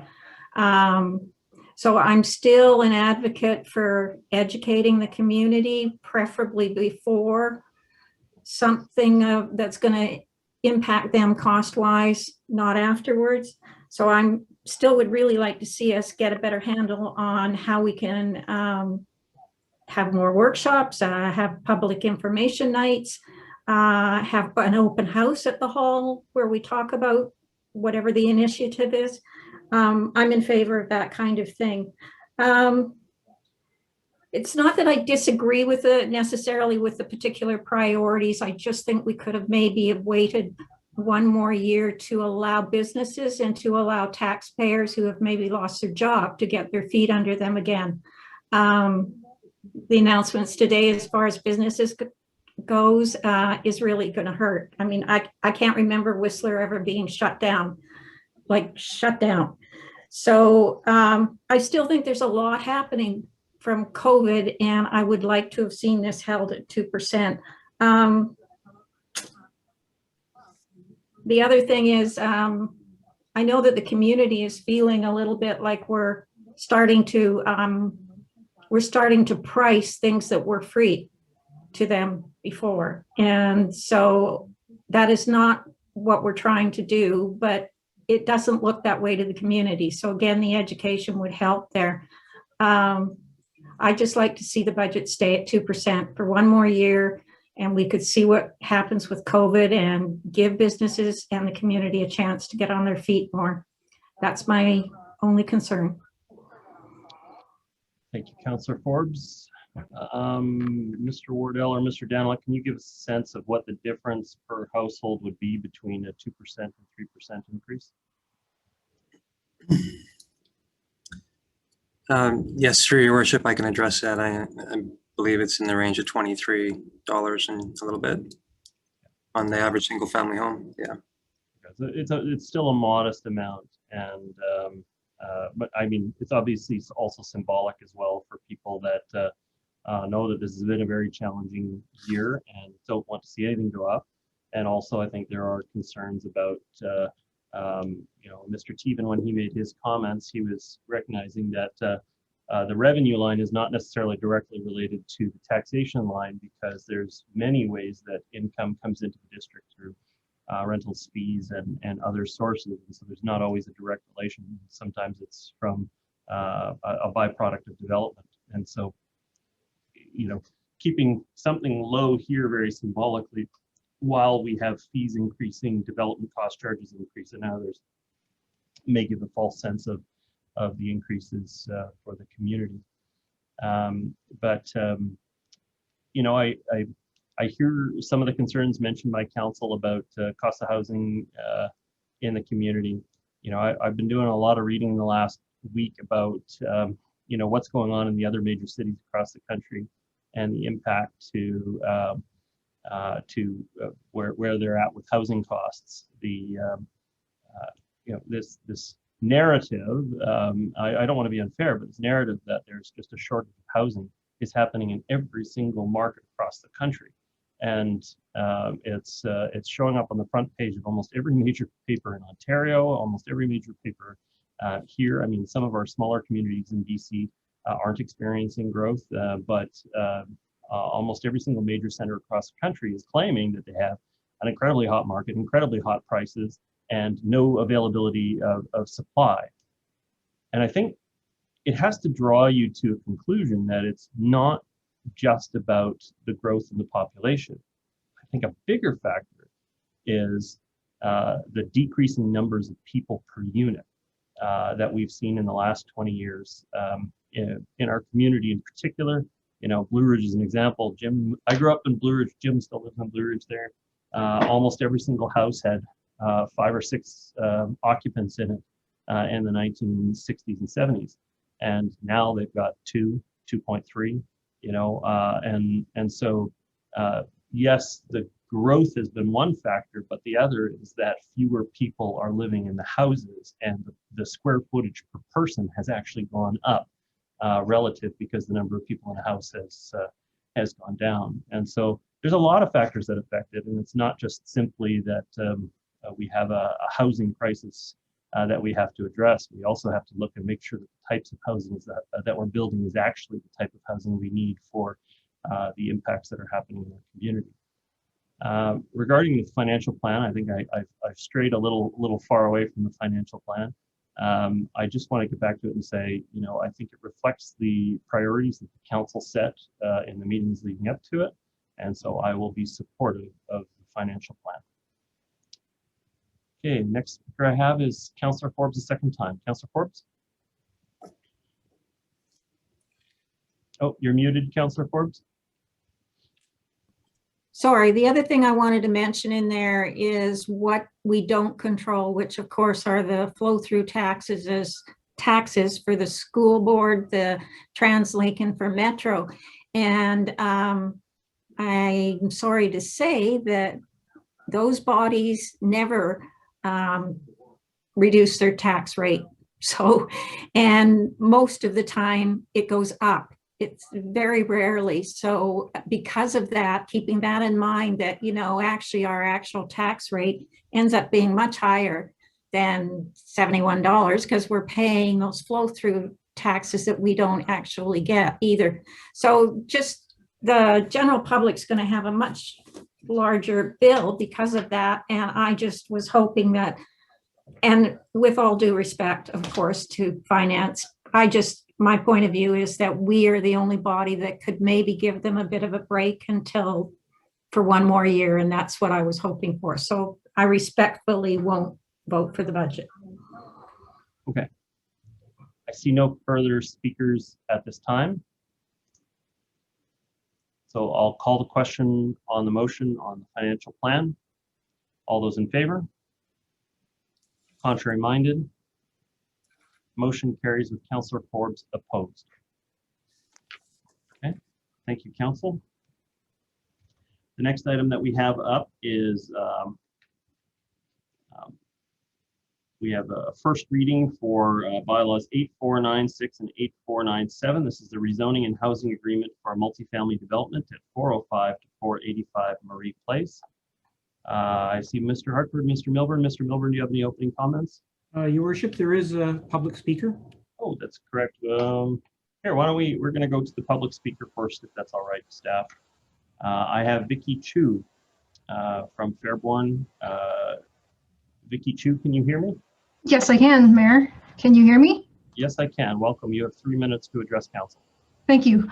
Good evening, your worship and members of council. Thank you for the opportunity to speak tonight. My name is Vicky Chu, Vice President with Fairborn Homes. For over 20 years, our company has built over 1,000 homes in the North Shore communities. We pride ourselves on creating vibrant living spaces and communities we want to live in.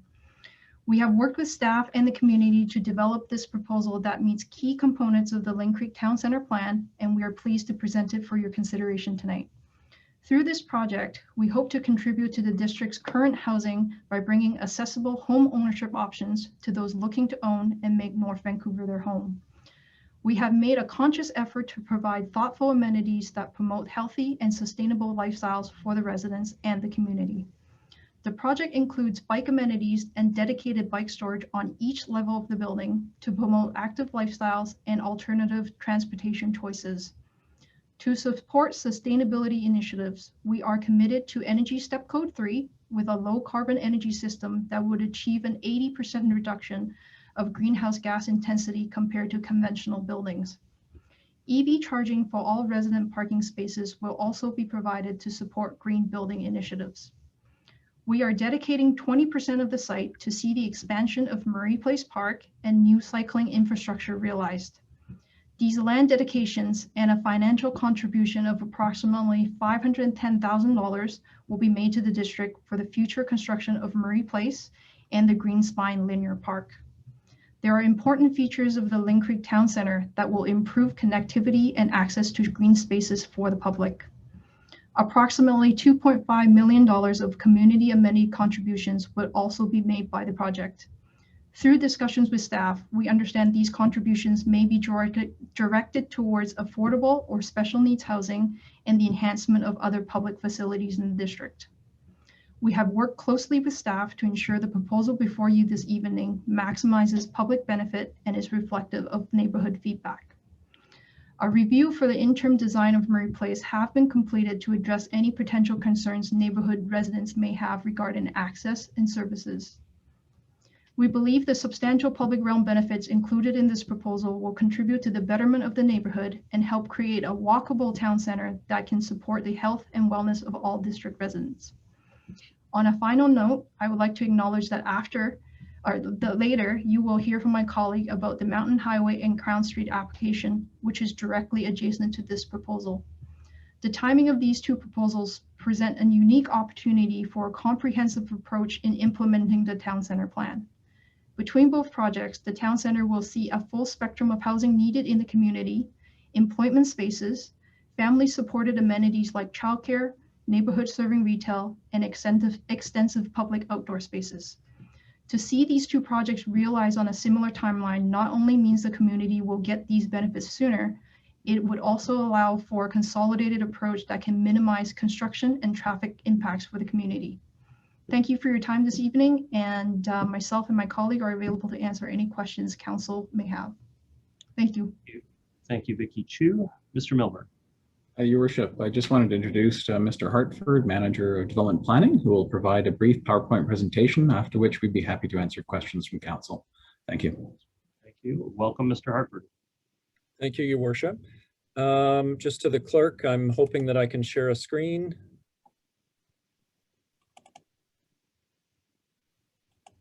Yes, we can see the shared screen.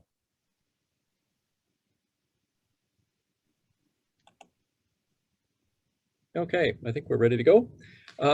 Your Worship and members of council, this presentation will provide a brief overview of the rezoning application for 405 to 485 Murray Place.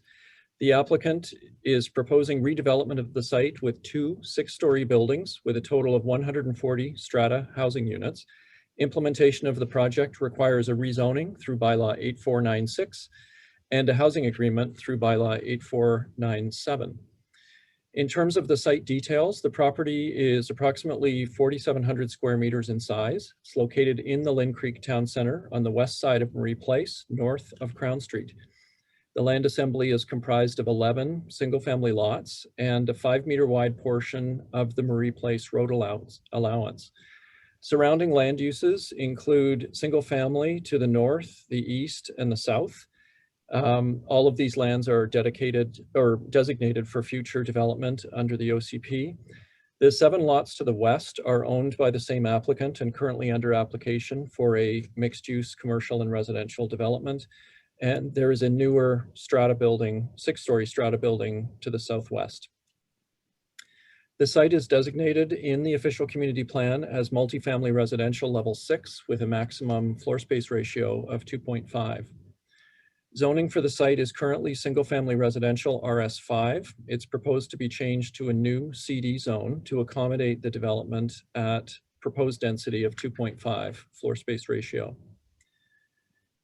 Turning to the site layout, and note that north is to the left of the screen, so Crown Street is off to the right. As mentioned, the project includes 2 6-story buildings with 140 strata units. A 5-meter wide portion of the Murray Place road allowance, as outlined in blue, is proposed to be included in the assembly. The remaining 10-meter width of Murray Place would become the future Green Spine Linear Park when the lots to the east redevelop. This portion of the street would remain open in the interim period to provide access and services to the remaining houses on Murray Place. 2 single-family lots to the north of the proposed development are to be dedicated by the applicant to the district to allow for future expansion of Murray Place Park. as shown in the image, and that's as indicated in the Lynn Creek Town Center plan. A small road dedication is also required on Crown Street to the south, as shown in yellow. Access to the underground parking garage is shown in blue and is from a new north-south lane, which is shown in purple. Finally, a pedestrian pathway is proposed between the two buildings, as shown in red, to provide a connection between the lane and the future Greenspine Linear Park. In terms of the housing mix, the proposal includes 140 strata units in a mix of studio, 1, 2, and 3-bedroom layouts. 53% of the proposed units are 2-bedroom layouts and 14% are 3 bedrooms. Overall, approximately 67% of the units are 2- and 3-bedroom layouts that would be considered suitable to accommodate families. As the applicant mentioned, the proposed development is to meet Step 3 of the BC Step Code and include a low carbon energy system. The applicant also has indicated that they intend to install a fossil fuel-free mechanical design to minimize the carbon footprint and greenhouse gas emissions from this project. The proposal includes provision of energized outlets for level 2 electric vehicle charging in all of the residential parking spaces. In terms of the vehicle and bicycle parking, parking for vehicles is proposed at 147 parking spaces for a ratio of just over 1 parking space per unit for each of the 140 dwelling units. An additional 14 spaces would be provided for visitors. Bicycle parking includes 280 spaces for residential use, allowing for 2 bike spaces per unit, and an additional 18 bike parking spaces would be provided for visitors. That concludes my presentation on bylaw introduction for this project, and staff and the applicant are available to answer any questions. Thank you, Mr. Hartford. Okay, council, I see no hands at the moment. Would somebody be willing to make a recommendation? Councillor Bond? I'll move the staff recommendation. Thank you, and I'd be happy to second it. Go ahead, Councillor Bond.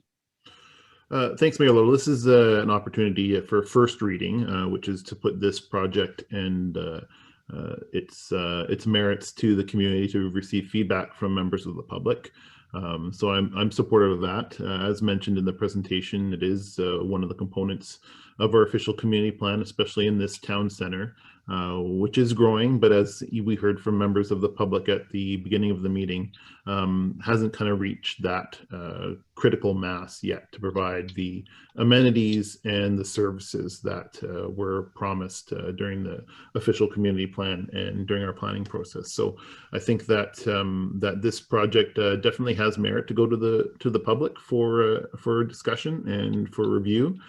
Some of the things that I'll be looking for should council choose to move this toward the public hearing is I think some more information, if it's not already in the report, about the unit mix. I think that's important to understand more of. I think that the details, actually the financial details about contributions of this proposal to the district are pretty well laid out in this report. And I'd like to hear more at the public hearing, should it go that way, about the construction coordination potentially between this and the project to the west, in case that the one to the west does not go ahead, or if it does go ahead. So I think those are kind of my questions at this time, but I'm willing to move this forward to the public hearing. Thank you, Councillor Bond. Next up, I have Councillor Back. Thank you. Thank you, Your Worship. I too am supportive of sending this project to first reading.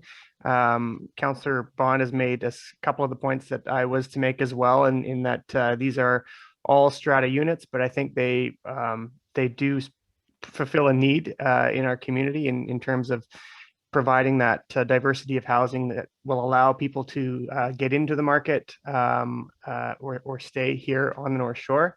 I like the mix of homes, noting that over 65% are 2 and 3 bedrooms that are larger homes that are kind of geared towards families.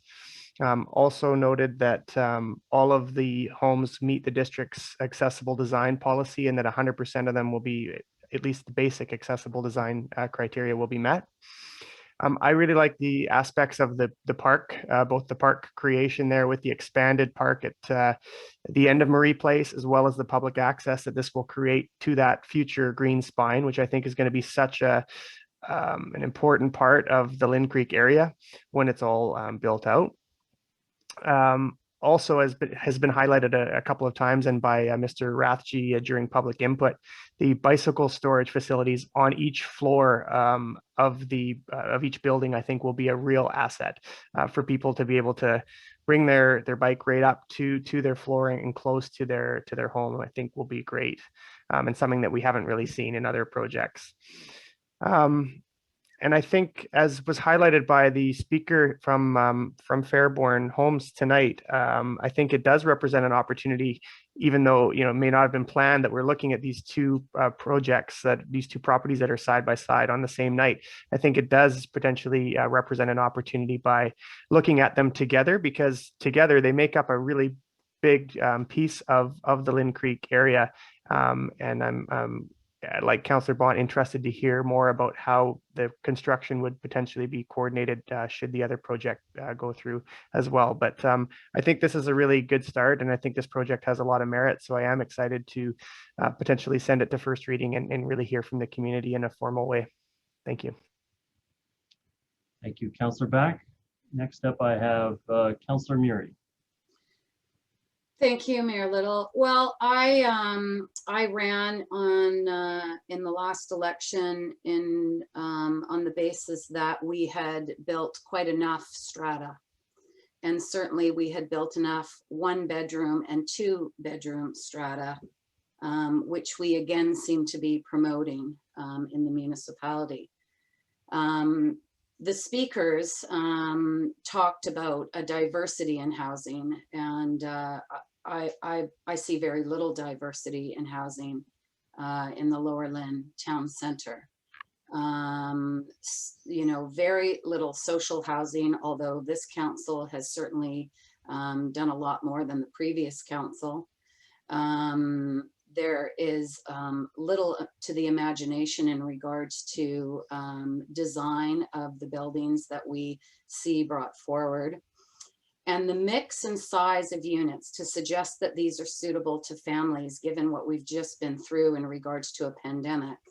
We've seen the single family market explode because families are realizing that they don't need to go, in many cases, to the office any longer. The office is downstairs in the basement or the spare room. These units range in size from 547 square feet to just over 1,000 square feet for a 3-bedroom unit. We can continue to see no 4 bedrooms in any applications that have been brought forward. And even, I must say, I applaud the City of North Vancouver. On 3rd Street, there was a concerted effort to include 4 bedrooms in the Moodyville developments. And these apartment, let's not kid ourselves, these are not for the lower income families of the district that once were. There's no hope for them anymore.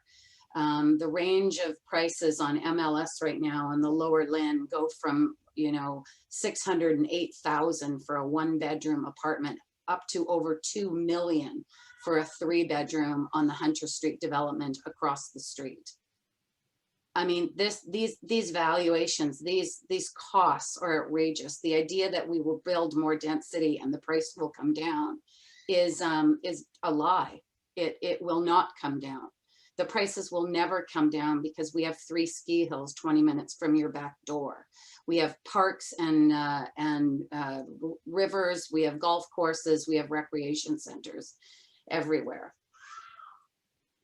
Knowing all that, moving forward into the town center and wanting to create a sustainable and livable place for all sorts of people to exist.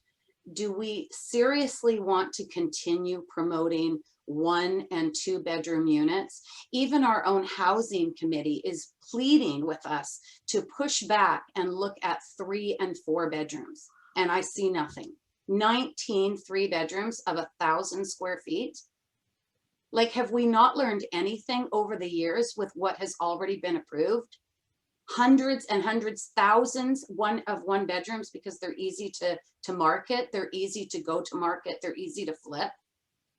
I just thought, council, that we were going to be different and push back and ask for more.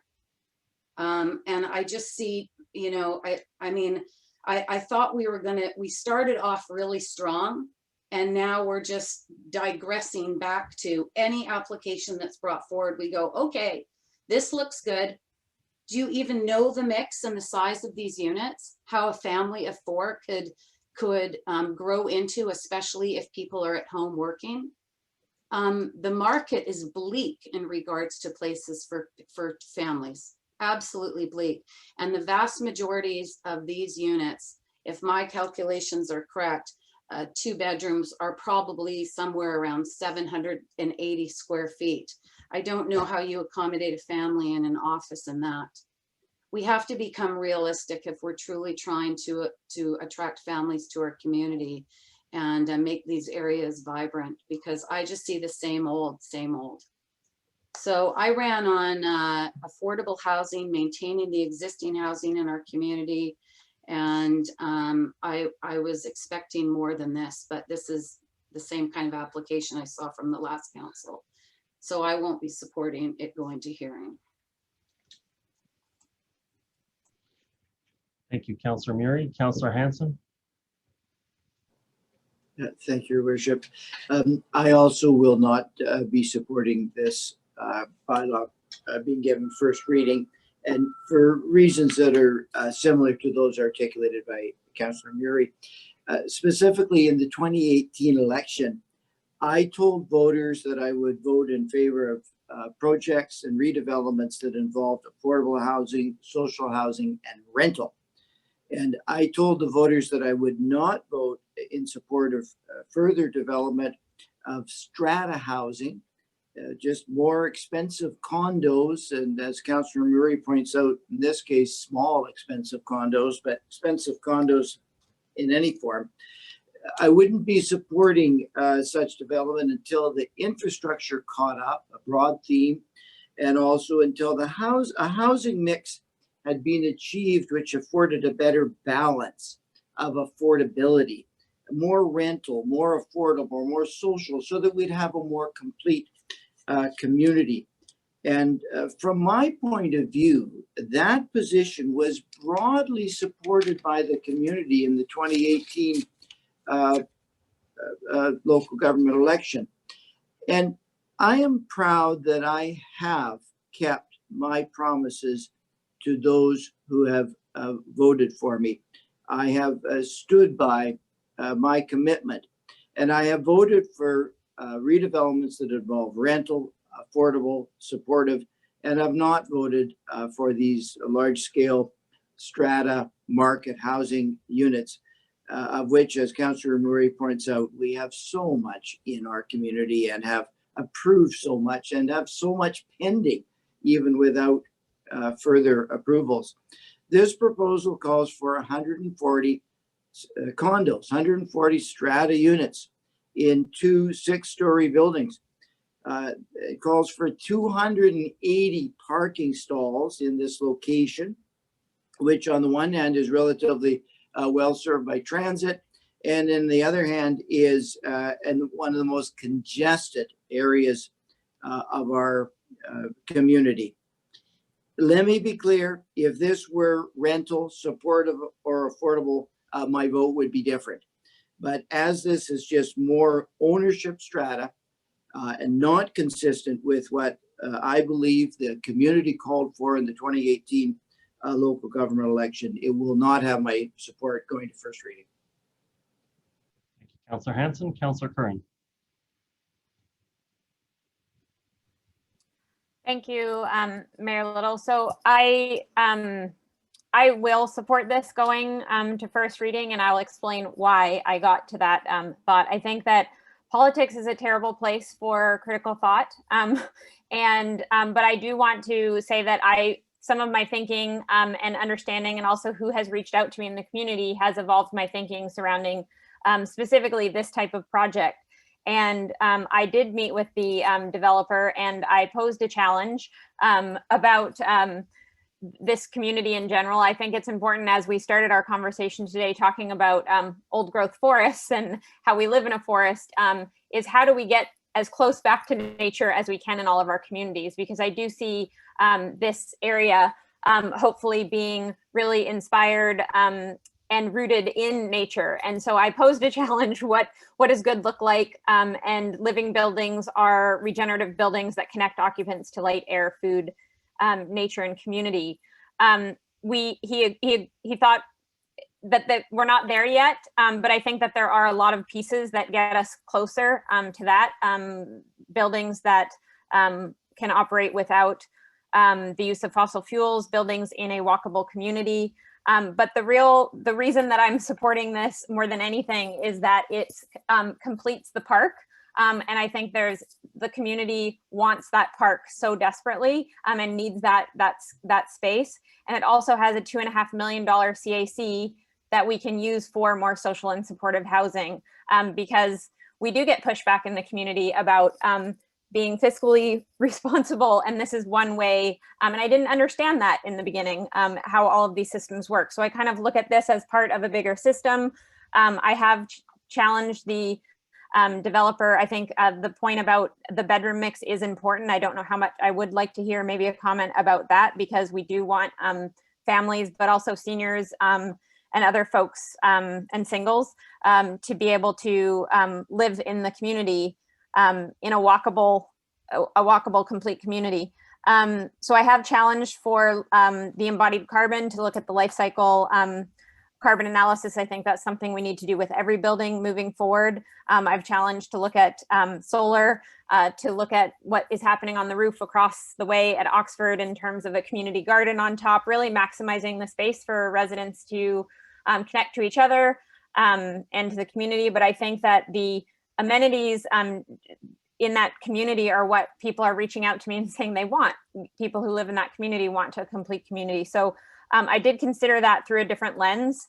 And so that's what I would, that's why I support it going to public hearing. And I think it's important that it potentially is part of a system. I'm interested also in how those two projects could potentially be more efficient if they're approached at the same time. So I'll leave it at that.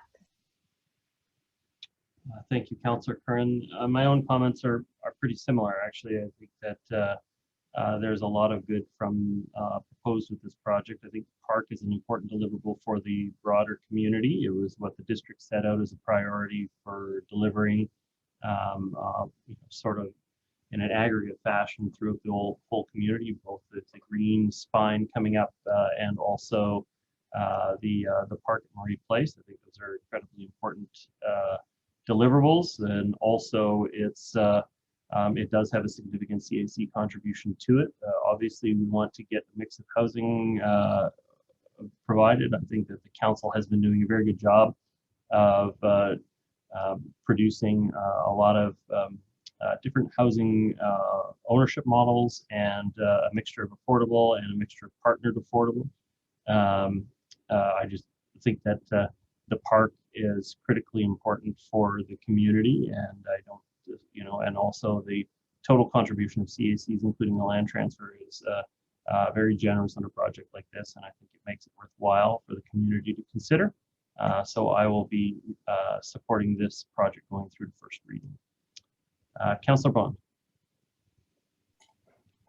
Thanks, Mayor Little. I just wanted to comment on the housing mix and to stress the importance of 1 bedrooms and of 2 bedrooms in our community, where the overwhelming majority of homes are 3 and 4 bedroom homes. I think, even if you look at the homes that were approved over the past 4 years, only 27% of them were 1 bedrooms.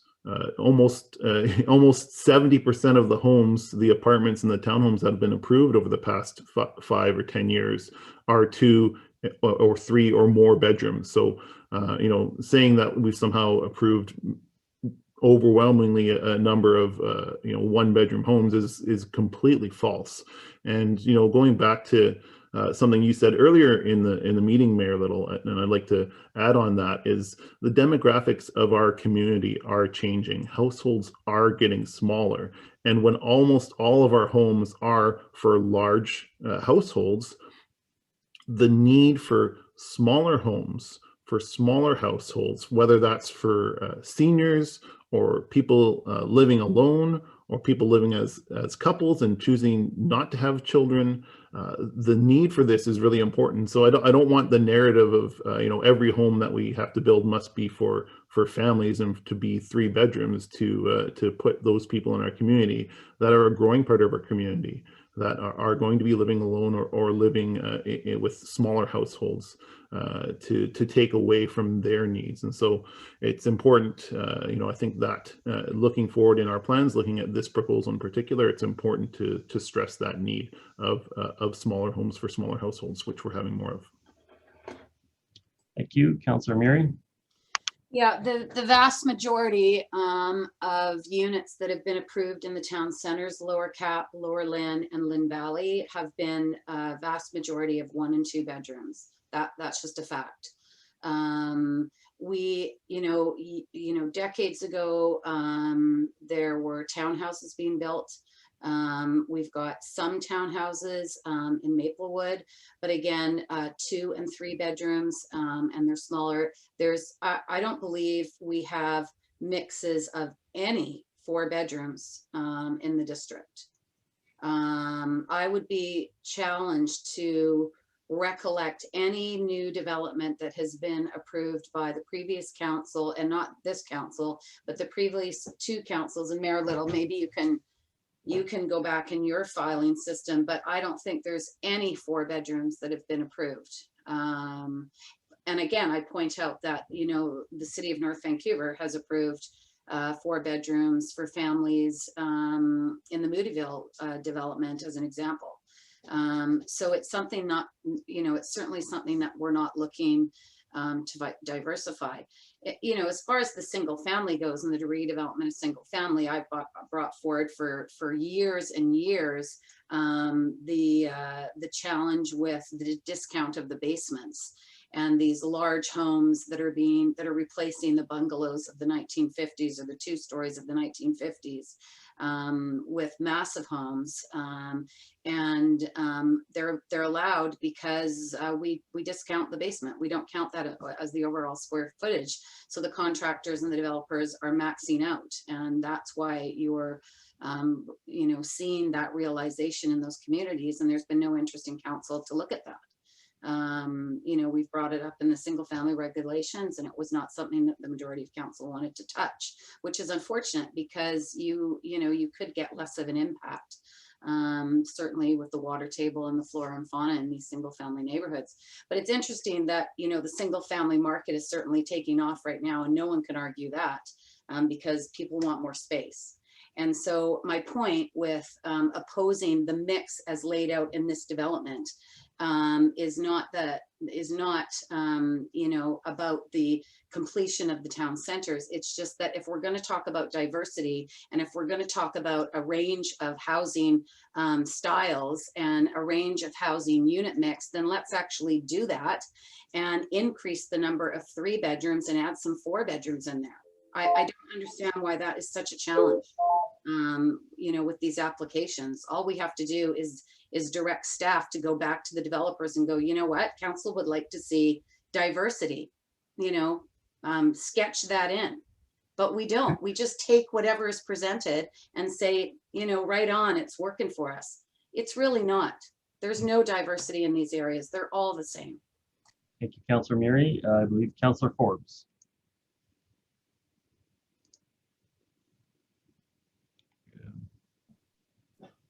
Thank you, Your Worship. Just a couple of points. First of all, even though this is a fairly generous CAC, I just want to make the point that the amount of a CAC is never going to sway me from the things that I ran on And I ran on much the same things that Councillor Hanson and Councillor Murray are saying, and it was affordability or supportive housing, and it was rental, and it was diversity. And by diversity, what this council seemed to run on when they talk about diversity is diverse from what the last council did, which was build a lot of types of housing that the community, we got saturated with it, and we weren't building the other part, which was the affordable, which was the rental. And so there was an awful lot of small 1-bedroom market homes that were built from the last council. So most of this council ran on the same things. And I continue to run on those. And I think, you know, this council set up a task force, a housing task force, because of that dynamics that we thought we needed a more diverse, and we needed rental, which wasn't there in the previous council. And now we're ignoring what that task force is kind of saying to us. They're studying it every 2 weeks, and they're telling us they want rental, they want affordability or supportive housing, they want family housing. A number of our old purpose-built rentals that were destroyed housed families, and those families weren't in 500, 600, 800, or even 1,000 square feet. They were in the larger, older type of apartment. So I think of 500 square feet, and that's about 1/3 of my top floor of my house. My top floor is about 1,500. That's my main living area. So if I take 1/3 of my main living area, I would not get a kitchen, 2 bedrooms or 3 bedrooms, and a dining room and a bathroom all in that space without being very, very, very cramped. And as far as being affordable, when you put something out to the market, you don't know what the market's going to be by the time it's completed. And this type of housing at market right now is unaffordable. I wish we had affordable housing, because I'd have my 2 sons living in North Vancouver. They were born and raised here in North Vancouver and couldn't afford to stay here. And I guarantee you, these townhouses and what they're going to be priced at, they still wouldn't be able to afford them on their own. So even if it's a single bedroom in here, I doubt that a single person is going to be able to afford that, except for a professional with years of experience, maybe would have already partially climbed up the ladder. And the other thing is, we are building for seniors, and we are building 1-bedrooms. Delbrook is got more of the 1-bedroom mix that we were discussing, and we just Kiwanis has a 2nd tower now for the seniors. So we are building to accommodate the changing demographics, as well as not losing our families. And it's our families that sustain our community, and it's our duty to make sure that those families have affordable housing more than they have ownership, if that's all that they can afford. Okay.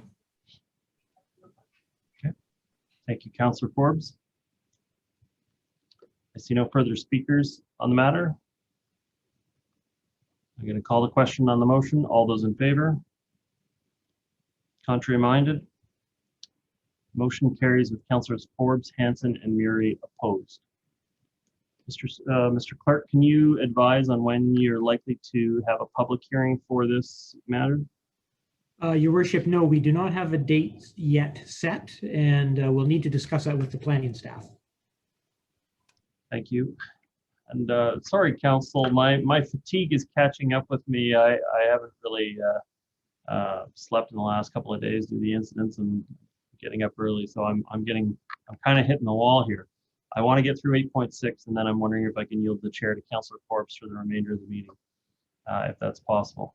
So 8.6, this is the 1510, 1530 Crown Street and 420 to 460 Mountain Highway. Your Worship, we have 8.5. 8.5. Oh, there you go. See, I am fatigued. How about that? Item 8.5, this is obviously contingent on the passage of 8.4, which did occur. So bylaw 8501, proposed highway closing and dedication removal for the 400 block of Marie Place highway closure. Mr. Milburn. Oh. Your Worship, simply to note that the district has entered into an agreement of purchase and sale with Fairborn for the disposition of the road at an appraised value of $2,790,000. The agreement of purchase and sale, as well as the road closure, are both contingent upon council's approval of the previous rezoning that was discussed in item 8.4. So it's staff's recommendation that this process proceed at this time, and happy to answer any questions. Thank you, Your Worship. Council, will someone move a recommendation? I'll move the recommendation, Your Worship. Councillor Back has moved it, seconded by Councillor Bond. It's obviously contingent on the success of the public hearing and second and third reading of the previous item, so I don't know if there's much else to discuss. So I see no further hands, so I'm going to call a question on the motion. All those in favor? Contrary minded? Motion carries with Councillor Forbes, Hanson, and Murray opposed. Okay, now on to item 8.6, 1510 to 1530 Crown Street and 420 to 460 Mountain Highway, update on revisions, rezoning, and development permit application. Just a bit of a background on this one. There's a public speaker for this item as well. Yeah, I'll go to the public speaker. Thank you. Thank you for that. I'll just, so I did just want to say before I go to the public speaker, and I do have it's Chris Phelps from Fairborn that will be the public speaker. But just before I go, I just wanted to mention what's distinct about this and the point which it's at is the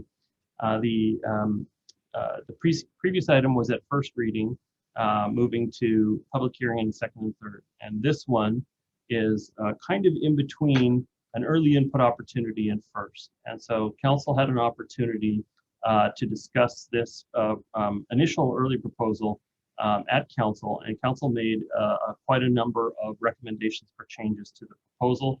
I'm sure Mr. Phelps will be talking about some of those in his presentation. And then we sent it back to the developer. So there was not support from council at the time. I believe it was a revised, is how we characterized it. Set that back with our feedback back to the developer, and the developer, this is their response to that. So passage of this tonight is not automatically a first reading. We'd have to still prepare the bylaws and continue on going forward.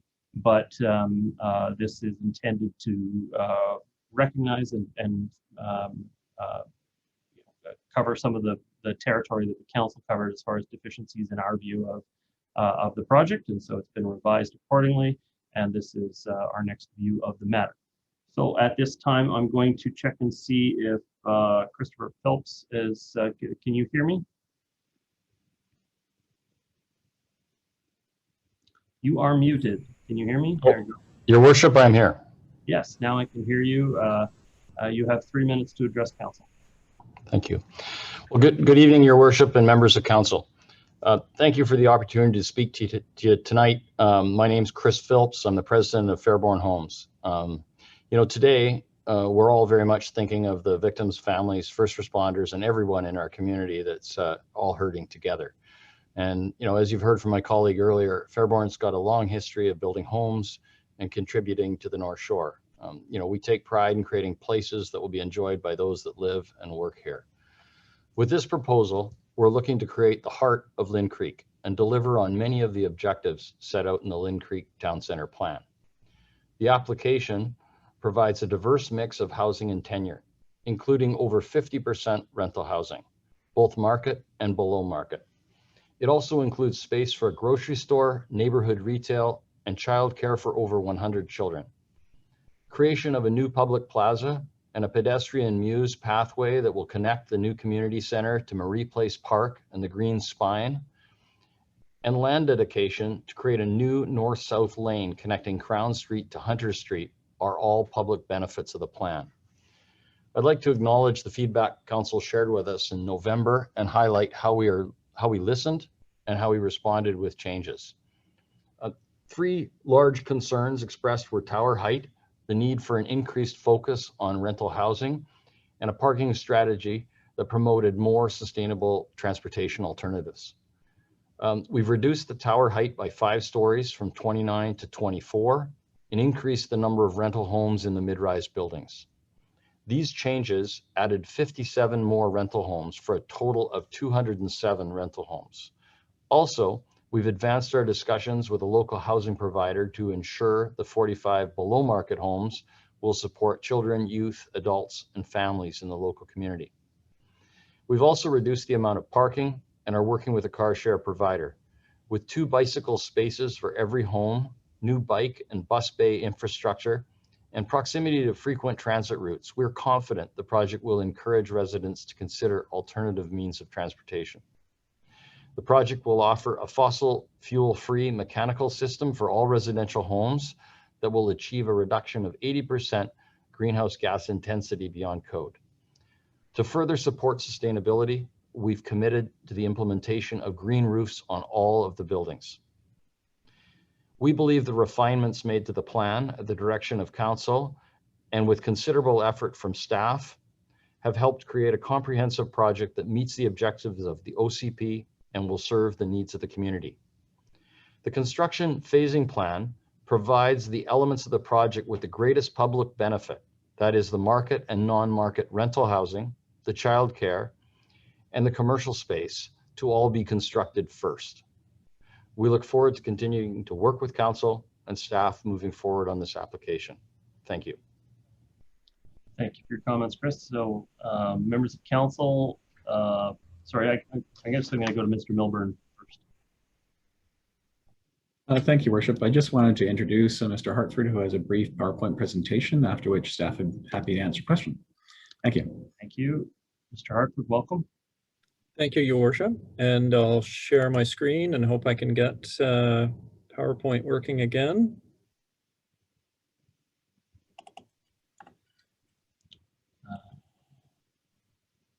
Yes, I can see it. Okay, good to hear. So staff are seeking direction on next steps for this detailed application, which includes a mix of residential components in market rental, non-market rental, and strata, as well as grade level commercial space. The proposal is to rezone this site, and it requires council consideration of a rezoning bylaw, housing agreements, and issuance of a development permit. As a bit of background, some of which has been mentioned, on November 2nd, council reviewed the project as an early input item. Council referred the project back to staff for discussion with the applicant. The applicant has noted that they have revised their project to respond to council's comments, and staff's recommendation in the report forwarded is that council direct staff to prepare bylaws for consideration. As a bit of a reminder on the site details, the property is located on the north side of Crown Street and the east side of Mountain Highway. The site is approximately 2.4 acres in size and comprises the Dykoff Nurseries commercial site, shown in blue, and 5 single-family lots, shown in yellow. The site includes a small portion of the existing Fire Hall number 2 property, shown in green, and part of the Mountain Highway road allowance, shown in purple. Both of these areas are proposed to be purchased from the district.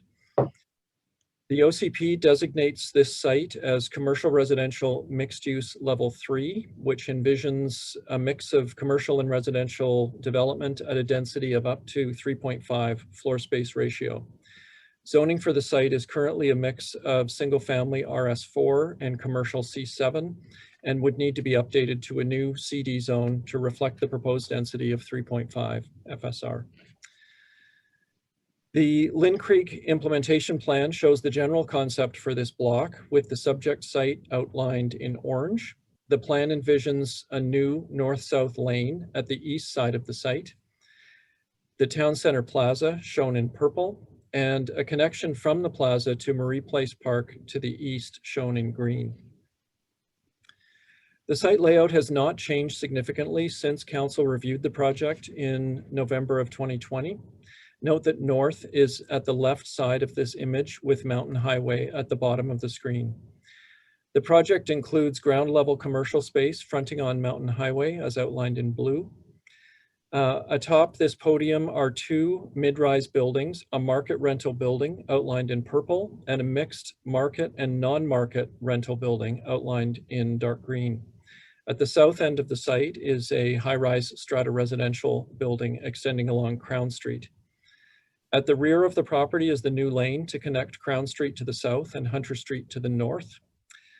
Accessed from this lane is a surface parking area outlined in green. The layout of this parking area has been adjusted slightly in the current version of the proposal, but still includes entrances to two parking garages underground as shown in blue.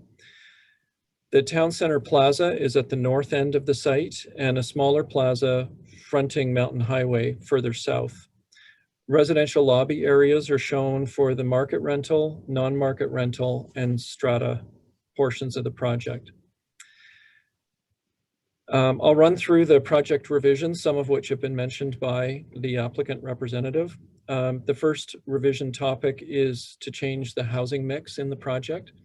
An additional 57 market rental units are now proposed for a total of 162 market rental units.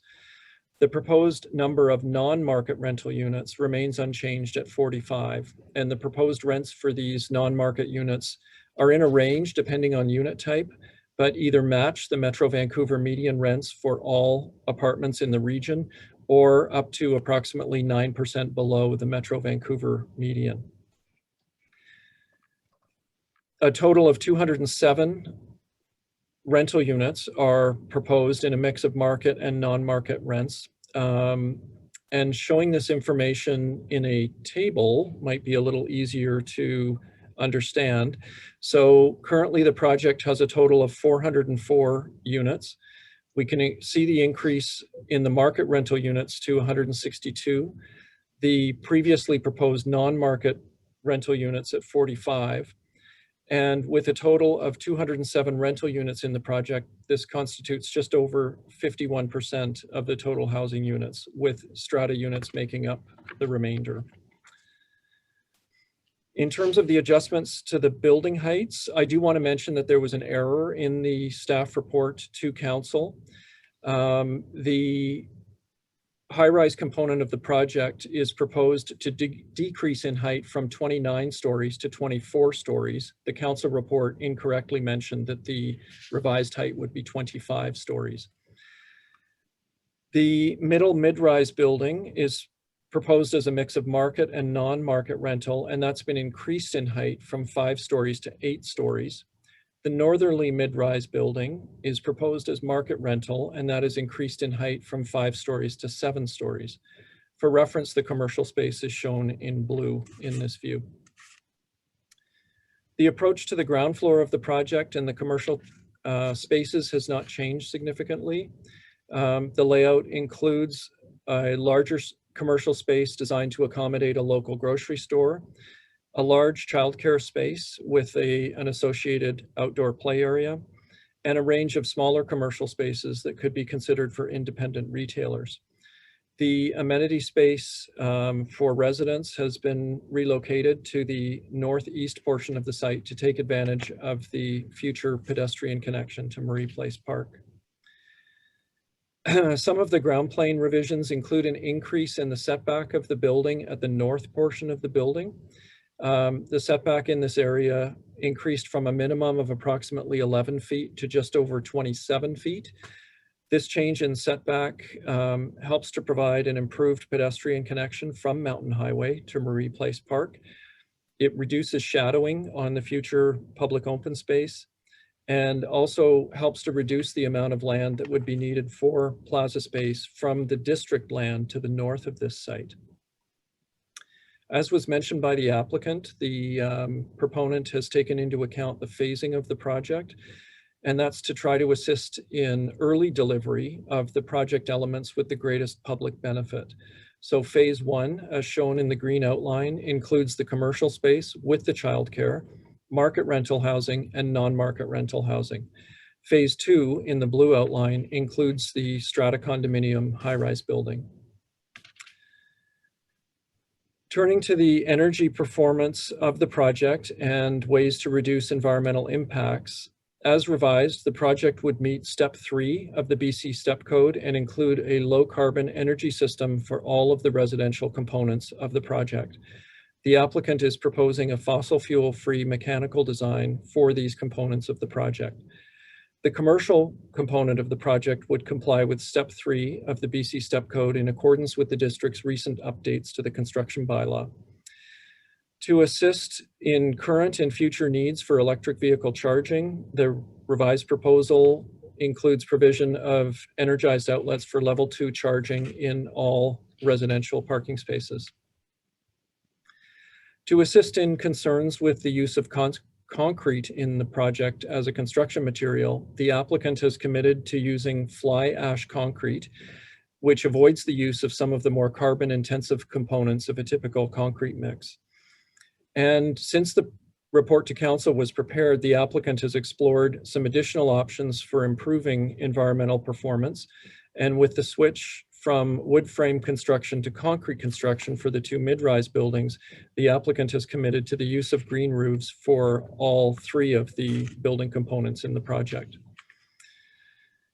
With regard to vehicle and bicycle parking, the applicant has revised their proposal to include 355 parking stalls for residential purposes, 33 spaces for visitors, and 73 stalls for commercial uses. Additional modifications are being explored to the grade level parking at the rear of the project to allow for an enhanced childcare drop-off area.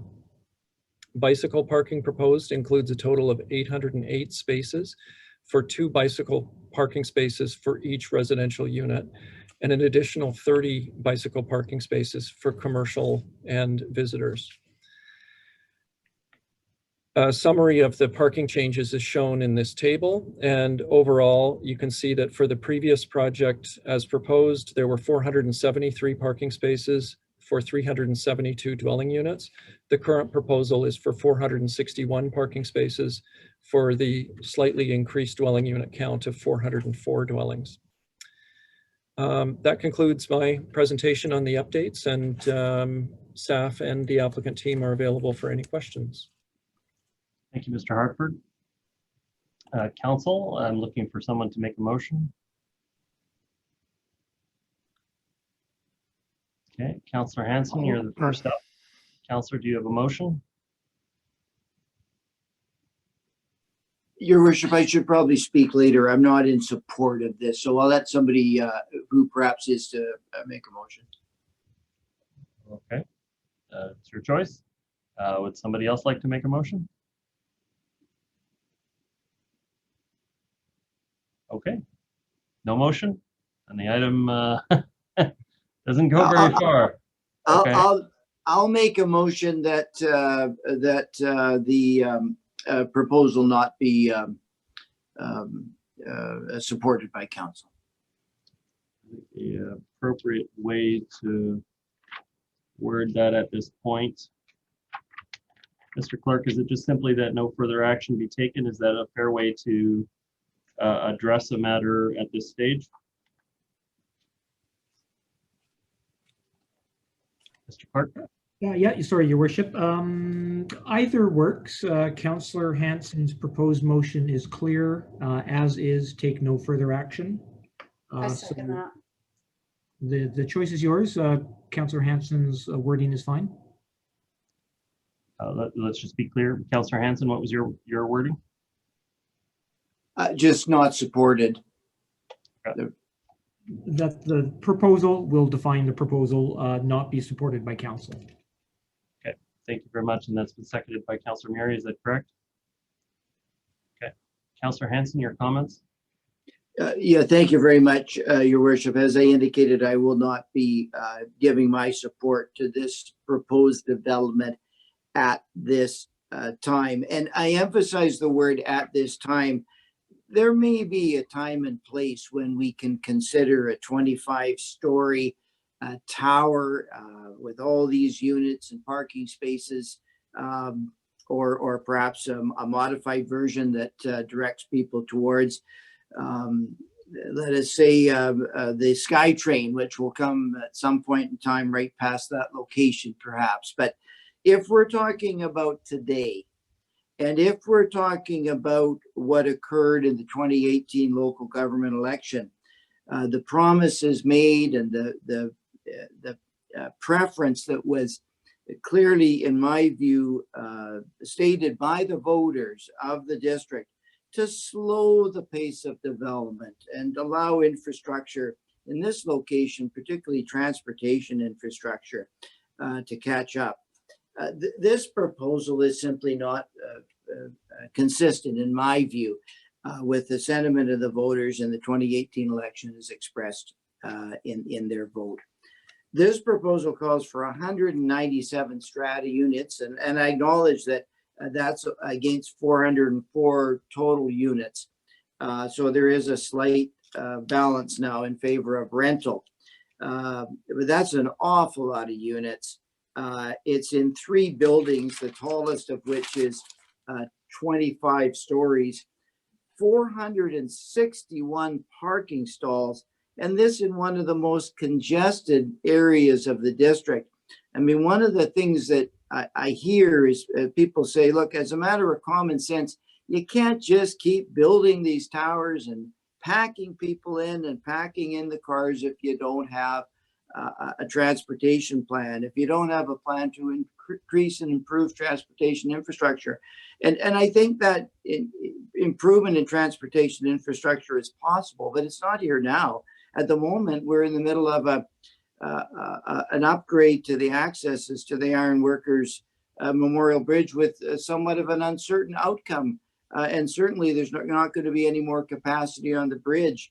To pack in a tower and 461 parking stalls is simply not something that the community broadly is going to support at this time, and certainly not what they voted for in the 2018 election.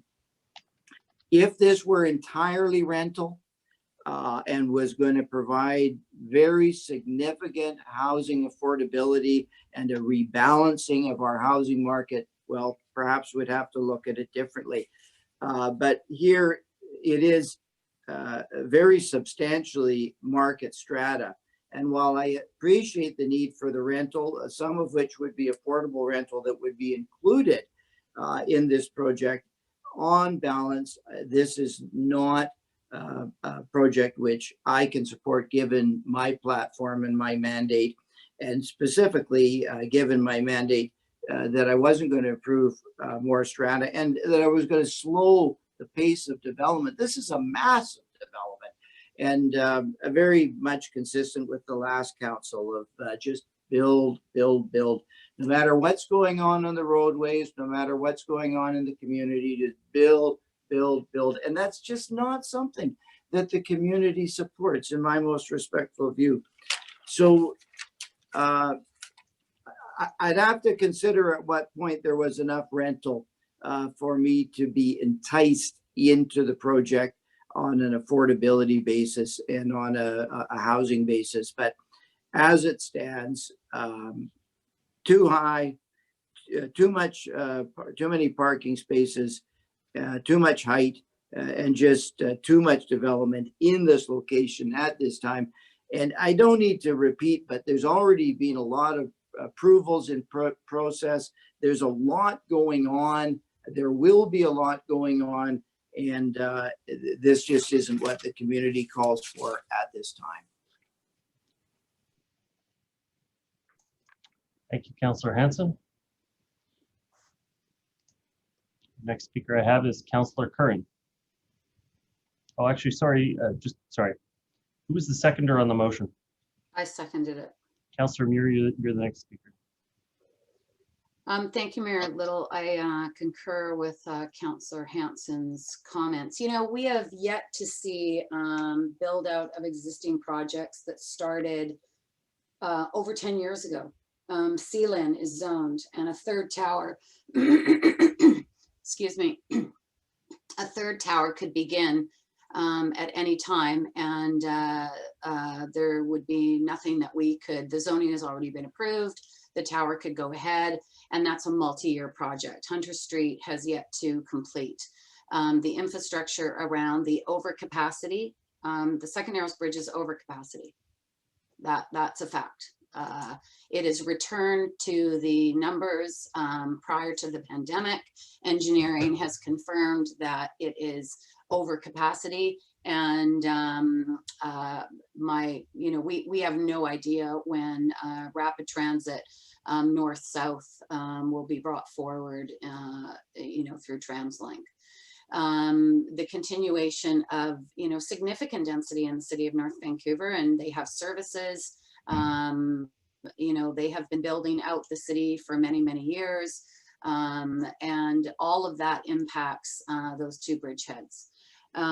We have yet to see build out in Lower Capilano, and what the development and what the OCP is going to do for that community. And I think we need some debriefs on the vibrancy scale in that neighborhood, because I think there's been some failures there in regards to what services were envisioned and what is actually being realized, which is it's a shame, because it could have been done so differently, and yet the powers that be were convinced this was the direction to go. And I think I think we're going to look back and wonder why we didn't make changes as we moved forward. There has been a response in regards to the comments from the previous iteration in regards to this project. We're down 5 stories, or we're down 4 stories. No, what are we down, Mr. Hartford? We're down from 29 to 25, is that correct? Through your worship to Councillor Murray, from 29 to 24. Oh, 29 to 24. And then we've increased in the blocks. I always go back to those arguments that the planners made to me years and years ago when we were looking at this whole area. Lynn, we started out as row housing. It's incredible to think that we started with row housing. That was the concept, and now we're looking at high-rise towers everywhere. But it was always, they were trying to convince me, Councillor Murray, we want to protect the land base. We want to be able to go up, take the density up. And we've done nothing to protect the land base. It is just now the entire area of land is taken up by commercial, office, podiums, and then towers. There is no protection of the land base. There is no see-through. There is no green space.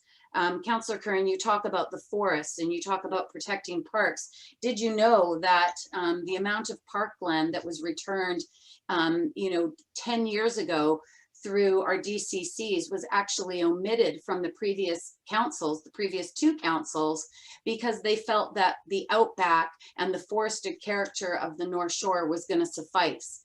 And what happened? It didn't suffice. Now we don't have enough room for everybody that wants to go into those areas. In the summer months, on the weekends, they are at capacity, and the environmental impact of those areas are going to be the ones that suffer. So it's too bad that with all of the development that we are considering in this area, the only park, council, is the one that was attached to the previous application.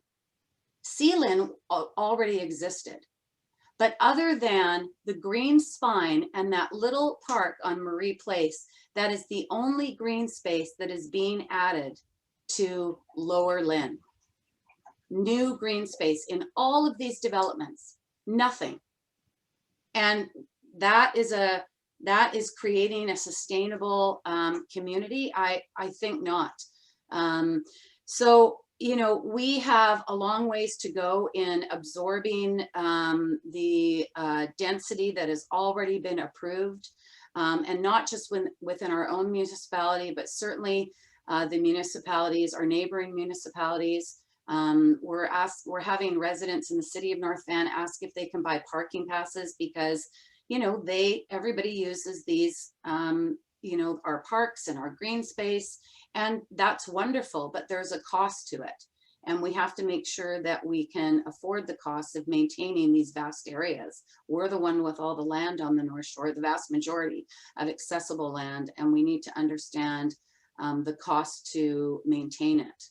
I was curious in this report, Mr. Hartford, why the unit mix or the bed mix in the non-market was included, but not in the strata. That was absent from the report, or I didn't see it. If I did, I'm sorry, but I only saw the bed mix in the 45 non-market. And I was also curious that we are now at 9% below market for affordable house. What was the 9% referring to? Your Worship, Councillor Murray, the 9% is below the median metro rent for all existing apartment units in the region. Whereas previous applications, we've been at what percentage? I'm not sure I understand the question. Previous applications for this site? For affordable housing, like non-market, what were the percentages for other applications looking at non-market? Generally, the suggestion to an applicant is if they can match the median rent, essentially a 0% discount from the metro median rent, that is a good target. If we can is that like a 10 to 15% below? Like they're all different. None of them come in really generally the same. Below the median, So, Councillor, I'm just going to say that we're well over 6 minutes of speaking time. And I do need to get on to other members of council. I think those things have to be clarified because they change. The percentages seem to be different in every application, and so it's hard to sort of keep track as to what you're referring to and what I'm interpreting. And again, we have a lot of time if this goes forward to address additional information on this matter. Councillor Bond. Thanks, Your Worship. I was supportive of this moving forward in the previous version. And one thing that I'm always concerned about when council provides input that we want to lower heights or make things smaller is actually reducing the number of homes that we're providing. And I was actually pleasantly surprised to see that the number of homes increased with this revision. So I wanted to thank the applicant and staff for making that change. You know, in this town center where we're talking about affordable housing and we're talking about rental housing, this project could deliver up to 200 rental homes. A quarter of the homes on this, or a quarter of those being non-market. And when you think about the median rent in Metro Vancouver, that's the middle of every single rental unit. The ones that are 50 years old and the ones that are brand new. So if you're looking for a brand new rental, if you're looking to rent something that's 50 years old, this median rent in this brand new building for those non-market units is going to be less than that. So it's a significant discount. And I hear the concerns about traffic, but being in this neighborhood and going through this neighborhood every day, it's not that the people in this neighborhood are creating traffic. It's everyone else living everywhere else in the district trying to run through and get around the highway congestion. And it seems completely illogical to me that we have a eastbound congestion problem on Highway 1, and we're expecting that these people are going to add to that. What do people do in the afternoon? They're going to be coming home, not leaving to go to Vancouver. It makes absolutely no sense. And my experiences here, on this council, there's often an illogical tendency to place the blame for many of our existing problems, traffic being one of them, on new homes. And we've built a minuscule number of new homes, and then we're trying to require all of these new homes to be some perfect unicorn silver bullet solution before they can even be built. So it makes absolutely no sense. Our congestion is due to 50+ years of car-oriented planning and development use plan patterns. Not changing anything is just going to perpetuate that. We've tried in the District North Vancouver, particularly east of the Seymour, for 25 years to have a no-growth strategy. And what did it do for traffic? It did nothing.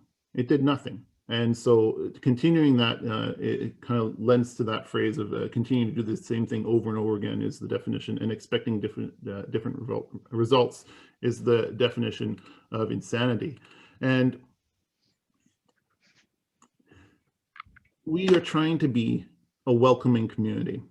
But every time we come to a proposal like this, which could welcome 45 households that are looking at a non-market rent, that could welcome singles and couples and families in 150 rental households, that could welcome people. We say no. We find ways and excuses to exclude people from our community.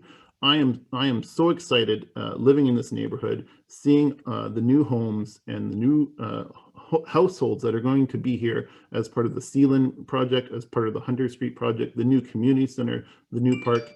It is exciting, and it is important that we continue this work, provide the services like a grocery store, and let this proposal that has responded to council's input see the light of day for first reading. So I definitely do not support this motion, and if it's defeated, I'll move the staff recommendation. Thank you, Councillor Bond. Councillor Curran. Thank you. I did support this going back for staff to work with the applicant on some revisions. And so I think that I was pleased with some of the revisions that were made. And I also spoke to the applicant about other things that I think would be important to be included. Ultimately, it is I actually walked this area with some folks that are a lot younger than me. And, you know, they live without cars. And I know that it's very difficult for people to imagine this future where we rely on cars less, but it absolutely has to happen for health. It has to happen for climate targets. And I think that sometimes when you're supporting these projects moving forward, it's because you see a different way of being and living in this region. And it doesn't, I would never support something that I didn't think we also could implement policies to make transportation better. I think that there is a lot that we can do to improve transportation. So what I've heard from folks who live in the community, that it's a smaller scale grocery store, so it's not like the square footage isn't going to be like a huge grocer. It's going to be like a smaller size grocery store. The childcare has over 100 childcare spaces. The obviously rental units and below rental units. I'm really going to advocate for, I think every one of our town centers and every community, we need to be thinking about circular economy and like a repair cafe and a share library so that folks who have less space can have shared access to gardening tools and things like that that build community. I was really pleased. I'm a huge proponent of green roofs, as council knows. So to have 3 green roofs, I think creates a lot more green space. I also am interested in hearing back from Mayor Little if you're satisfied with the shift in the move of the building, but I did see some renderings of the plaza where it does open up nicely to create, I think, more space for the district-owned lands on the other side, and I think that that is really important. Yeah, I think there's improvements that can be made. We need to be thinking about resiliency for buildings for heating and cooling, and how do we use rainwater to cool the buildings over time. So I haven't quite gotten the mechanical system, but I know it's early in the process to be talking about that, but never too early for me. The applicant, I also suggested solar as a means to create energy. There's a great synergy between solar and green roofs. And then the low carbon concrete, I think there's a lot of work that staff and we need to do to understand that in the region. But there are certainly some lower carbon. That's my dog whining at me, if anyone's hearing that. Anyway, when you're like, could someone get my dog to stop whining at me? He's coming to get that. So the other thing is that this does provide a community benefit, which again can be used to help our social housing initiatives that we have going. So I think that this checks off not all the boxes, but some of the boxes. And transportation is something that we can't, I don't think it's fair to say that other people can't live here because we live in a car addicted society. I think we have to change the car addiction. And I think we have to do that through land use planning, and we could reallocate road space tomorrow if we were serious about getting people moving in a different way. And so I know that change is going to be hard. I don't minimize it, but I think it's necessary. And I think the other side is actually a lot healthier, happier community. So I am interested in hearing more from the community. I've probably forgotten some things that I thought to talk about, but like Mayor Little, I'm also a little bit, it's been a little sleep lately. Thank you. Thank you, Councillor Curran. Councillor Beck. Thank you, Your Worship. So this property represents really the heart of the Lynn Creek Town Center, and I supported the last version of the proposal, and I think what they've come back with is something that's even better.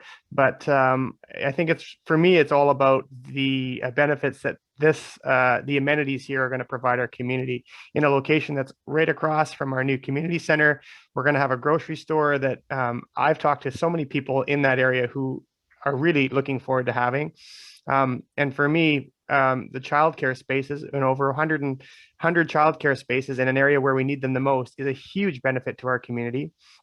I also think the park and the connections to the green spine here are going to be great. And so I think just for the town center and for seeing the vibrancy that we want to come to this area, we need to support this kind of a proposal. I note that this applicant has been working with the district now for many years to try and help us build out this part of the Lynn Creek Town Center. And I think that they've come back with something here that may not be perfect, but I think it's pretty close. And I think that we could continue to work with it. But I will definitely, I won't be supporting the motion on the floor right now, because I think what's here is a proposal that deserves to come back for first reading. And for me, as I say, it's all about the amenities that it's going to provide the people that are living in this area, which I think are just sorely needed. And I think we're just going to continue to delay, and that's not going to benefit the people that are already in this area, and that we're promised all of the things that come with this project, like the grocery store, the restaurant, the things that will bring the vibrancy that we need in this area badly. Thank you, Councillor Back. Just for my own comments, I won't leave you in suspense. I voted to revise the last go round, and I'm glad I did. I think that the applicant has meaningfully revised their project to address the concerns raised by the council, including my own concerns about the plaza position, the height of the tower, the mix of rental. And I think it's become a better project because of that. And so I will be supportive of us proceeding. The nudge to my council colleagues that voted for proceed and then had to be convinced to join us on the revised team is, aren't you glad you changed to revise? Because I think we have a better project that the community is going to benefit from because of it. And then the last thing I'm going to say is probably going to be very unpopular, but it's just recognizing something that I see a lot of these days. When you sit at this side of the table, you see members of the public come up and offer support for projects. It's really hard to get someone who's genuinely, they're just a neighbor in the area and they think that development is good for the community, to get that person to come out and support the project. It's very hard. I recognize that. There's sometimes people who come forward with some sort of special interest angle on it that they like to support. But this project, the speakers that came out, this is going to be the unpopular part, almost entirely from the development community. Property development, manager, property development, real estate group, commercial real estate, commercial leasing, NEIOP, VP of development, two different development companies. Just this very simple Google search of the people who came out in support of the project is that every single one of them is from the development community. And so my challenge to the developer as we go into the public hearing process is you've got to spread your message and find your allies in the community who don't have a vested interest. People who are going to look at it and go, you know what, I want a grocery store in my community because I want a grocery store in my community, not the person who's like, I want a grocery store in my community because I work for a commercial real estate company and I want to be able to be the person leasing out the space. So from our side of the table, we see that. I know it's hard to get people in the community to come out and say that they support a development, particularly one as dense as this, without them having a vested interest in the matter. But it's so important. It adds so much authenticity to your arguments about the benefits to the community. I'm not going to out the people who were, who was working for whom or doing what, but with simple Google searches. And so going forward, as we go into the public hearing, you got to be able to find some people who support the community because they want those amenities to their neighborhood. I'll throw that out there. I know it's not going to be a popular thing, but anyway. Councillor Beck, I see your hand is still up. Is that from the last time speaking? Just to be clear. Okay. Yes, it is. Sorry. I'll take that. So the motion that is currently on the floor is Councillor Hansen's motion to defeat. Doesn't sound like it has the numbers, but let's call a question on that. All those in favor? And all those opposed? Okay, so there's 5 members of council opposed, with Councillors Curran, Bond, Forbes, Back, and Mayor Little opposed. I believe Councillor Bond, you said that you would be putting forward an alternative motion. Yeah, I'll move the staff recommendation in the report. Okay, and is there a seconder for the staff recommendation? Councillor Back? I'll second. I think we've had a pretty good discussion on this. Why don't we go straight to calling the question on the motion? All those in favor of the staff recommendation? Yes. Sorry, could you just put the staff recommendation? I'm just trying to find it on the screen, or. Sure. It's also on page 213. Bring it up in a second, Your Worship. Yeah, that council directs staff to prepare bylaws regarding the consideration of this application for rezoning and development permit for mixed-use development in Lynn Creek Town Center. So effectively what that would be is that staff will proceed with this design to bring forward for council to consider as its first reading. Thank you. Okay.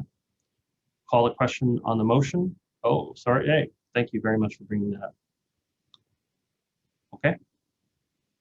Call the question on the motion. All those in favor? Contrary minded?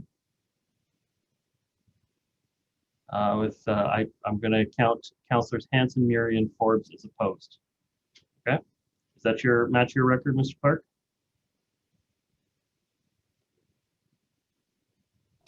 Sorry, Your Worship, just a little slow unmuting. Confirm Councillor Hansen was opposed?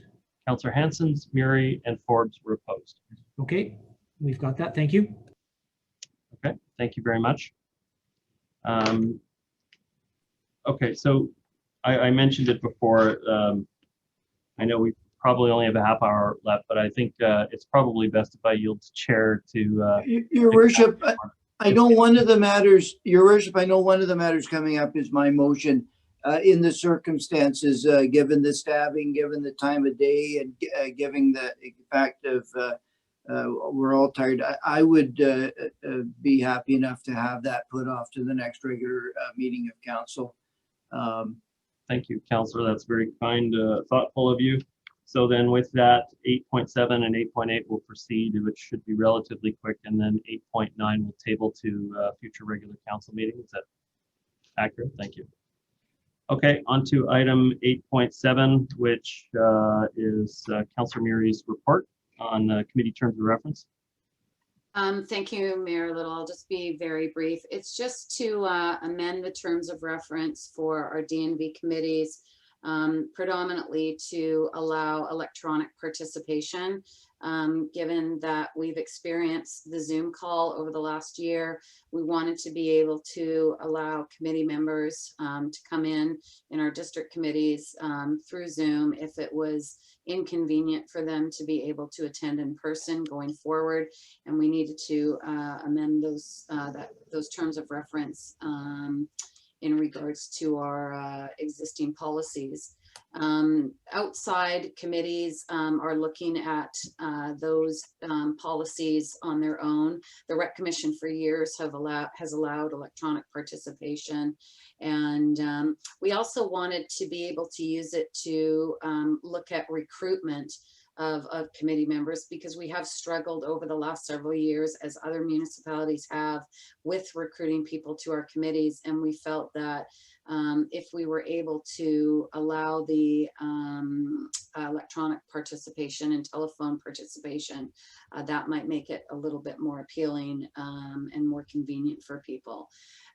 One comment, and I do want to ask the clerk, Ms. Lentz or Mr. Gordon, I did get a comment from a member of the public in regards to the public being able to attend these committee meetings as observers through electronic participation. And I would just ask if that would be included in regards to the motion on the floor. Your worship, yes. The council procedure bylaw applies equally to all advisory committees as it does to council. Thus, all meetings are open to the public. And as it stands pre-pandemic, advisory committee meetings were open to the public, and public were, if they knew the room, they were able to walk in and sit and observe. The electronic equivalent is required, that notice of the meetings will have to be provided. The Zoom link will have to be made publicly available, and the public can attend following the exact same model we do for council meetings. So okay. The answer is yes. Good. Thank you very much. And that's so your I'll move motion. that recommendation. Thank you, and I'll be seconding the recommendation. Thank you. Okay, so just my comments on the matter. I think that this is important, and let's just be clear about this. So we're already operating on with online services at our committees. We're not having in person. This is to enshrine in their terms of reference to new volunteers, especially, that we're going to maintain an option for people. And I want to be very clear about option for people. There are a lot of people who still need assistance in person at times when we come out of COVID, and they prefer to have the assistance. They prefer to sit in the room and be able to ask a question directly of staff. And so what I just want to be clear about this is that what we're doing is we're enshrining this as an option for people, and that we will still, as we come out of COVID, prepare a space in the hall for people to meet should they choose to meet in person. Absolutely. Once the public health orders are satisfied. Yeah. Mr. Stewart, you have a concern about that? No, not at all. I just want to be very clear that, of course, we're going to have to work with COVID, and I hate to say this, but it's going to be for a while. Yes. But I think it's a very healthy, actually, COVID or not, it's a very healthy option to have for committee meetings, because I know some of us don't like these kind of meetings, but the fact of the matter is, for many community members, the opportunity to participate electronically or digitally is actually probably going to be an attraction to being able to participate in committees. Yeah. Thank you. And so I guess sort of my last comment that I'll make on the matter is, I know that this is just referring to our internal committees for district, but I did raise it at the Advisory Committee for Disabilities Issues the other day. And there was immediate interest from the City of North Vancouver, who was present to adopt a similar TOR amendment. And so when we come up with the final wording for how we're going to address it in the TOR, I'd like to refer it to the City of North Vancouver and the District of West Vancouver, and see if there's a willingness to incorporate it into our joint committees as well. Mayor Little, just in addition to that, I have reached out personally to all staff members in regards to our outside committee, the Museum and Archives, the Library Board, the Rec Commission, to speak to them about the opportunities for them to also amend their terms of reference going forward to be able to allow these options and flexibility with their committee work. Obviously, they're going to need some support. The library will need some support in regards to the technology, because not all the rooms are set up. But as they review their technology requirements going forward, then they can make those changes to be able to accommodate this flexibility more. Thank you. Councillor Vaughn? Just a few quick comments to support the recommendation. I think the addition of the electronic meeting might actually help with the recruitment as well, recruitment and retention of volunteers. I know it's often difficult to get parents or single parents or people that just because of the timing of the meeting cannot leave their house, and often it's people that have the time or have different supports in their life that can allow them to get away, and opening it up to electronic participation as an option will, I think, hopefully allow us to get a more representative view from our residents onto our committee. So I think that's an excellent thing. And the one thing that's mentioned in the report, the annual reporting to council, I think that's also really important, not just from council's perspective. I know, Mayor Little, you did go around to all the committees prior to the pandemic and do a little bit of an update and check in with everyone. But I think for all the volunteers and the staff that are coordinating all this work on our committees, having at least once a year the committee come forth, present their work plan, have a chance for all members of council to give feedback and receive the information. I think that's important for us to know what work is being done and what important work is being done, but also for the members of the committee to know that their work is valued by council and valued by the community. I think that once a year formal presentation does add some weight to all the hours, the countless hours that our residents spend contributing to these communities. So supportive of these recommendations. Thank you, Councillor. Especially when we've also had so many of the committee representation change with the district, with new staff and such. It's always good to maintain a relationship through that kind of a meeting. Yes, Councillor Mary? Sorry, Mayor Little, I was remiss in speaking to that third point that Councillor Bond just spoke to in regards to the presentations by the committee. Certainly over the last 10 to 15 years, well, previous councils, we had a lot more presentations by our committees. We saw them a lot more frequently, and so we didn't want to put any restriction on how many times they wanted to come and report to us, but certainly we wanted a minimum. And we also wanted them to be able to have the flexibility and freedom if they did have an emerging issue to be able to come and present to council directly, because these are council committees. They're not staff committees. We create them, and we need to be able to hear not just their work plans, but things that are changing throughout the year, initiatives that come forward that they need to present to us directly, and be able to have that flexibility to speak to council. And we certainly heard that, especially from PNIAC. We certainly heard that they just didn't feel as valued as they thought they were, and so that was an important point in this. It's been a long night, so I appreciate that reminder. Thank you. Thank you. Thank you. I see no further speakers on the matter. Call the question. All those in favor? Contrary minded? Motion carries unanimously.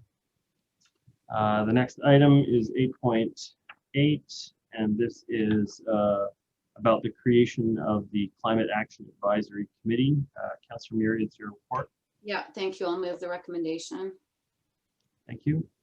Councillor Curran, second. Okay. I think comment off the top, or are you?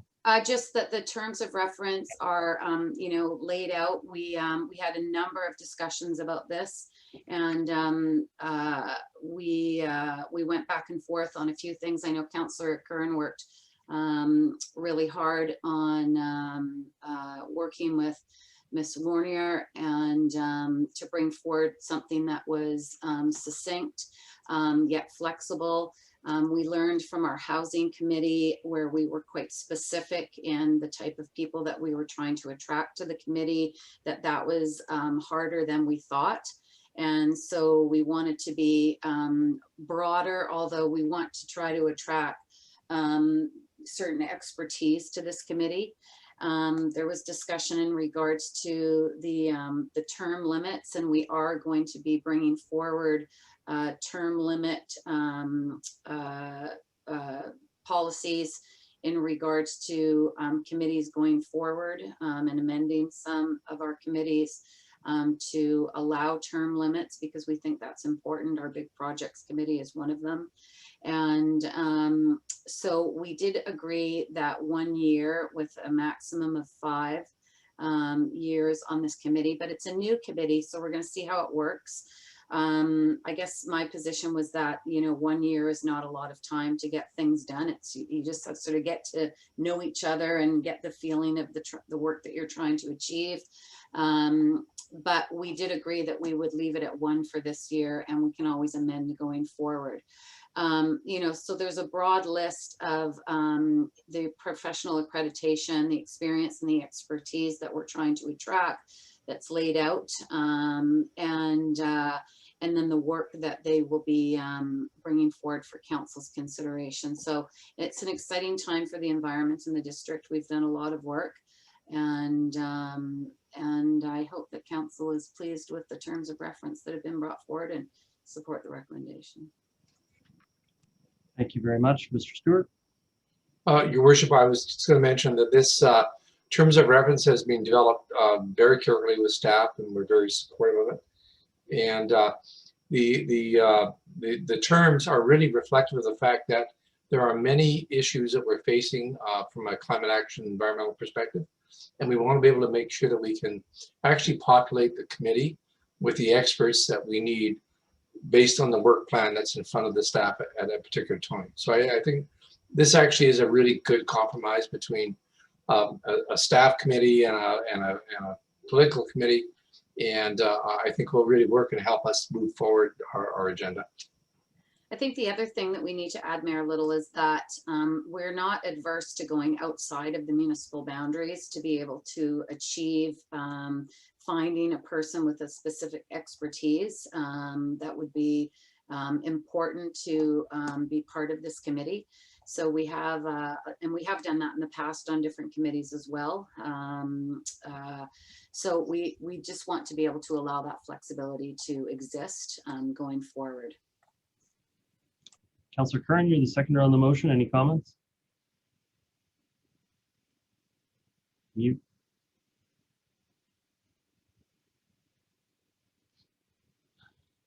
Bottom left corner. Bottom left corner. There's a little microphone. Oh. What she's going to say is she loves it. She thinks it's fantastic. Yeah. She's looking forward to it. Can I just, I'll just make my comments if Councillor Curran is going to look around for that mute button. I just want to compliment the way that this is crafted as a TOR. It uses terms like ideally and such to give you the wiggle room to populate the committee as your needs change, but also recognize that it's sometimes very hard from the people that put their names forward to necessarily not have duplication or and leave a hole here or there, or if somebody is leaving the committee to replace them with someone with the exact same kinds of credentials. And so I think it's wise to have that kind of wording in the TOR to give you flexibility so that the business of the group can continue on. So just wanted to compliment that. Councillor Beck. Thank you very much. Yeah, I'm very supportive of this. It will be very interesting to see the types of applications that we get, the types of backgrounds. I think there will be a lot of interest in this committee. I question how much workload there's going to be. I think there's going to be a lot of work for this committee, and it'll be a question of prioritizing and managing what we run through this committee. And then the only other thing, and Councillor Miri addressed it, was the one-year term kind of jumped out at me as being maybe a little bit short, but understanding it's a new committee and we're testing it out, I am supportive. So thank you. Thank you, Councillor Beck. Councillor Curran, any success on the mute? You're just happy to support it? All right, let's coast to the finish line here. How about that? Okay. I see no further speakers on the matter, so I'm going to call the question on the motion. All those in favor? Contrary minded? Motion carries. Mr. Clerk, I'm going to check in on item 8.9. We're going to table that matter to another regular meeting of council. Do you need an action, or are we just, as it's the last item, end there? No, Your Worship, we can just postpone that to the next meeting. No motion required. Okay. Thank you, Mr. Gordon. Thank you, members of council. We always create a bit of an opportunity for any updates. Mr. Stewart, did you have anything you wanted to add just quickly at the end? No, Your Worship. We've actually talked at the beginning of the meeting about a lot of things that are happening in this municipality. So the most important things, that's for sure. Yeah. Okay. Well, thank you all so much, members of council, for getting through tonight. I know that the last 48 hours has been exhausting for all of us, and it's going to be a lot of work still to help our community take back that space and feel welcome and safe in that area. And I look forward to working with all of you to welcome Lynn Valley back. Thank you all. Have a great night. Good night, everyone. Good night, everyone.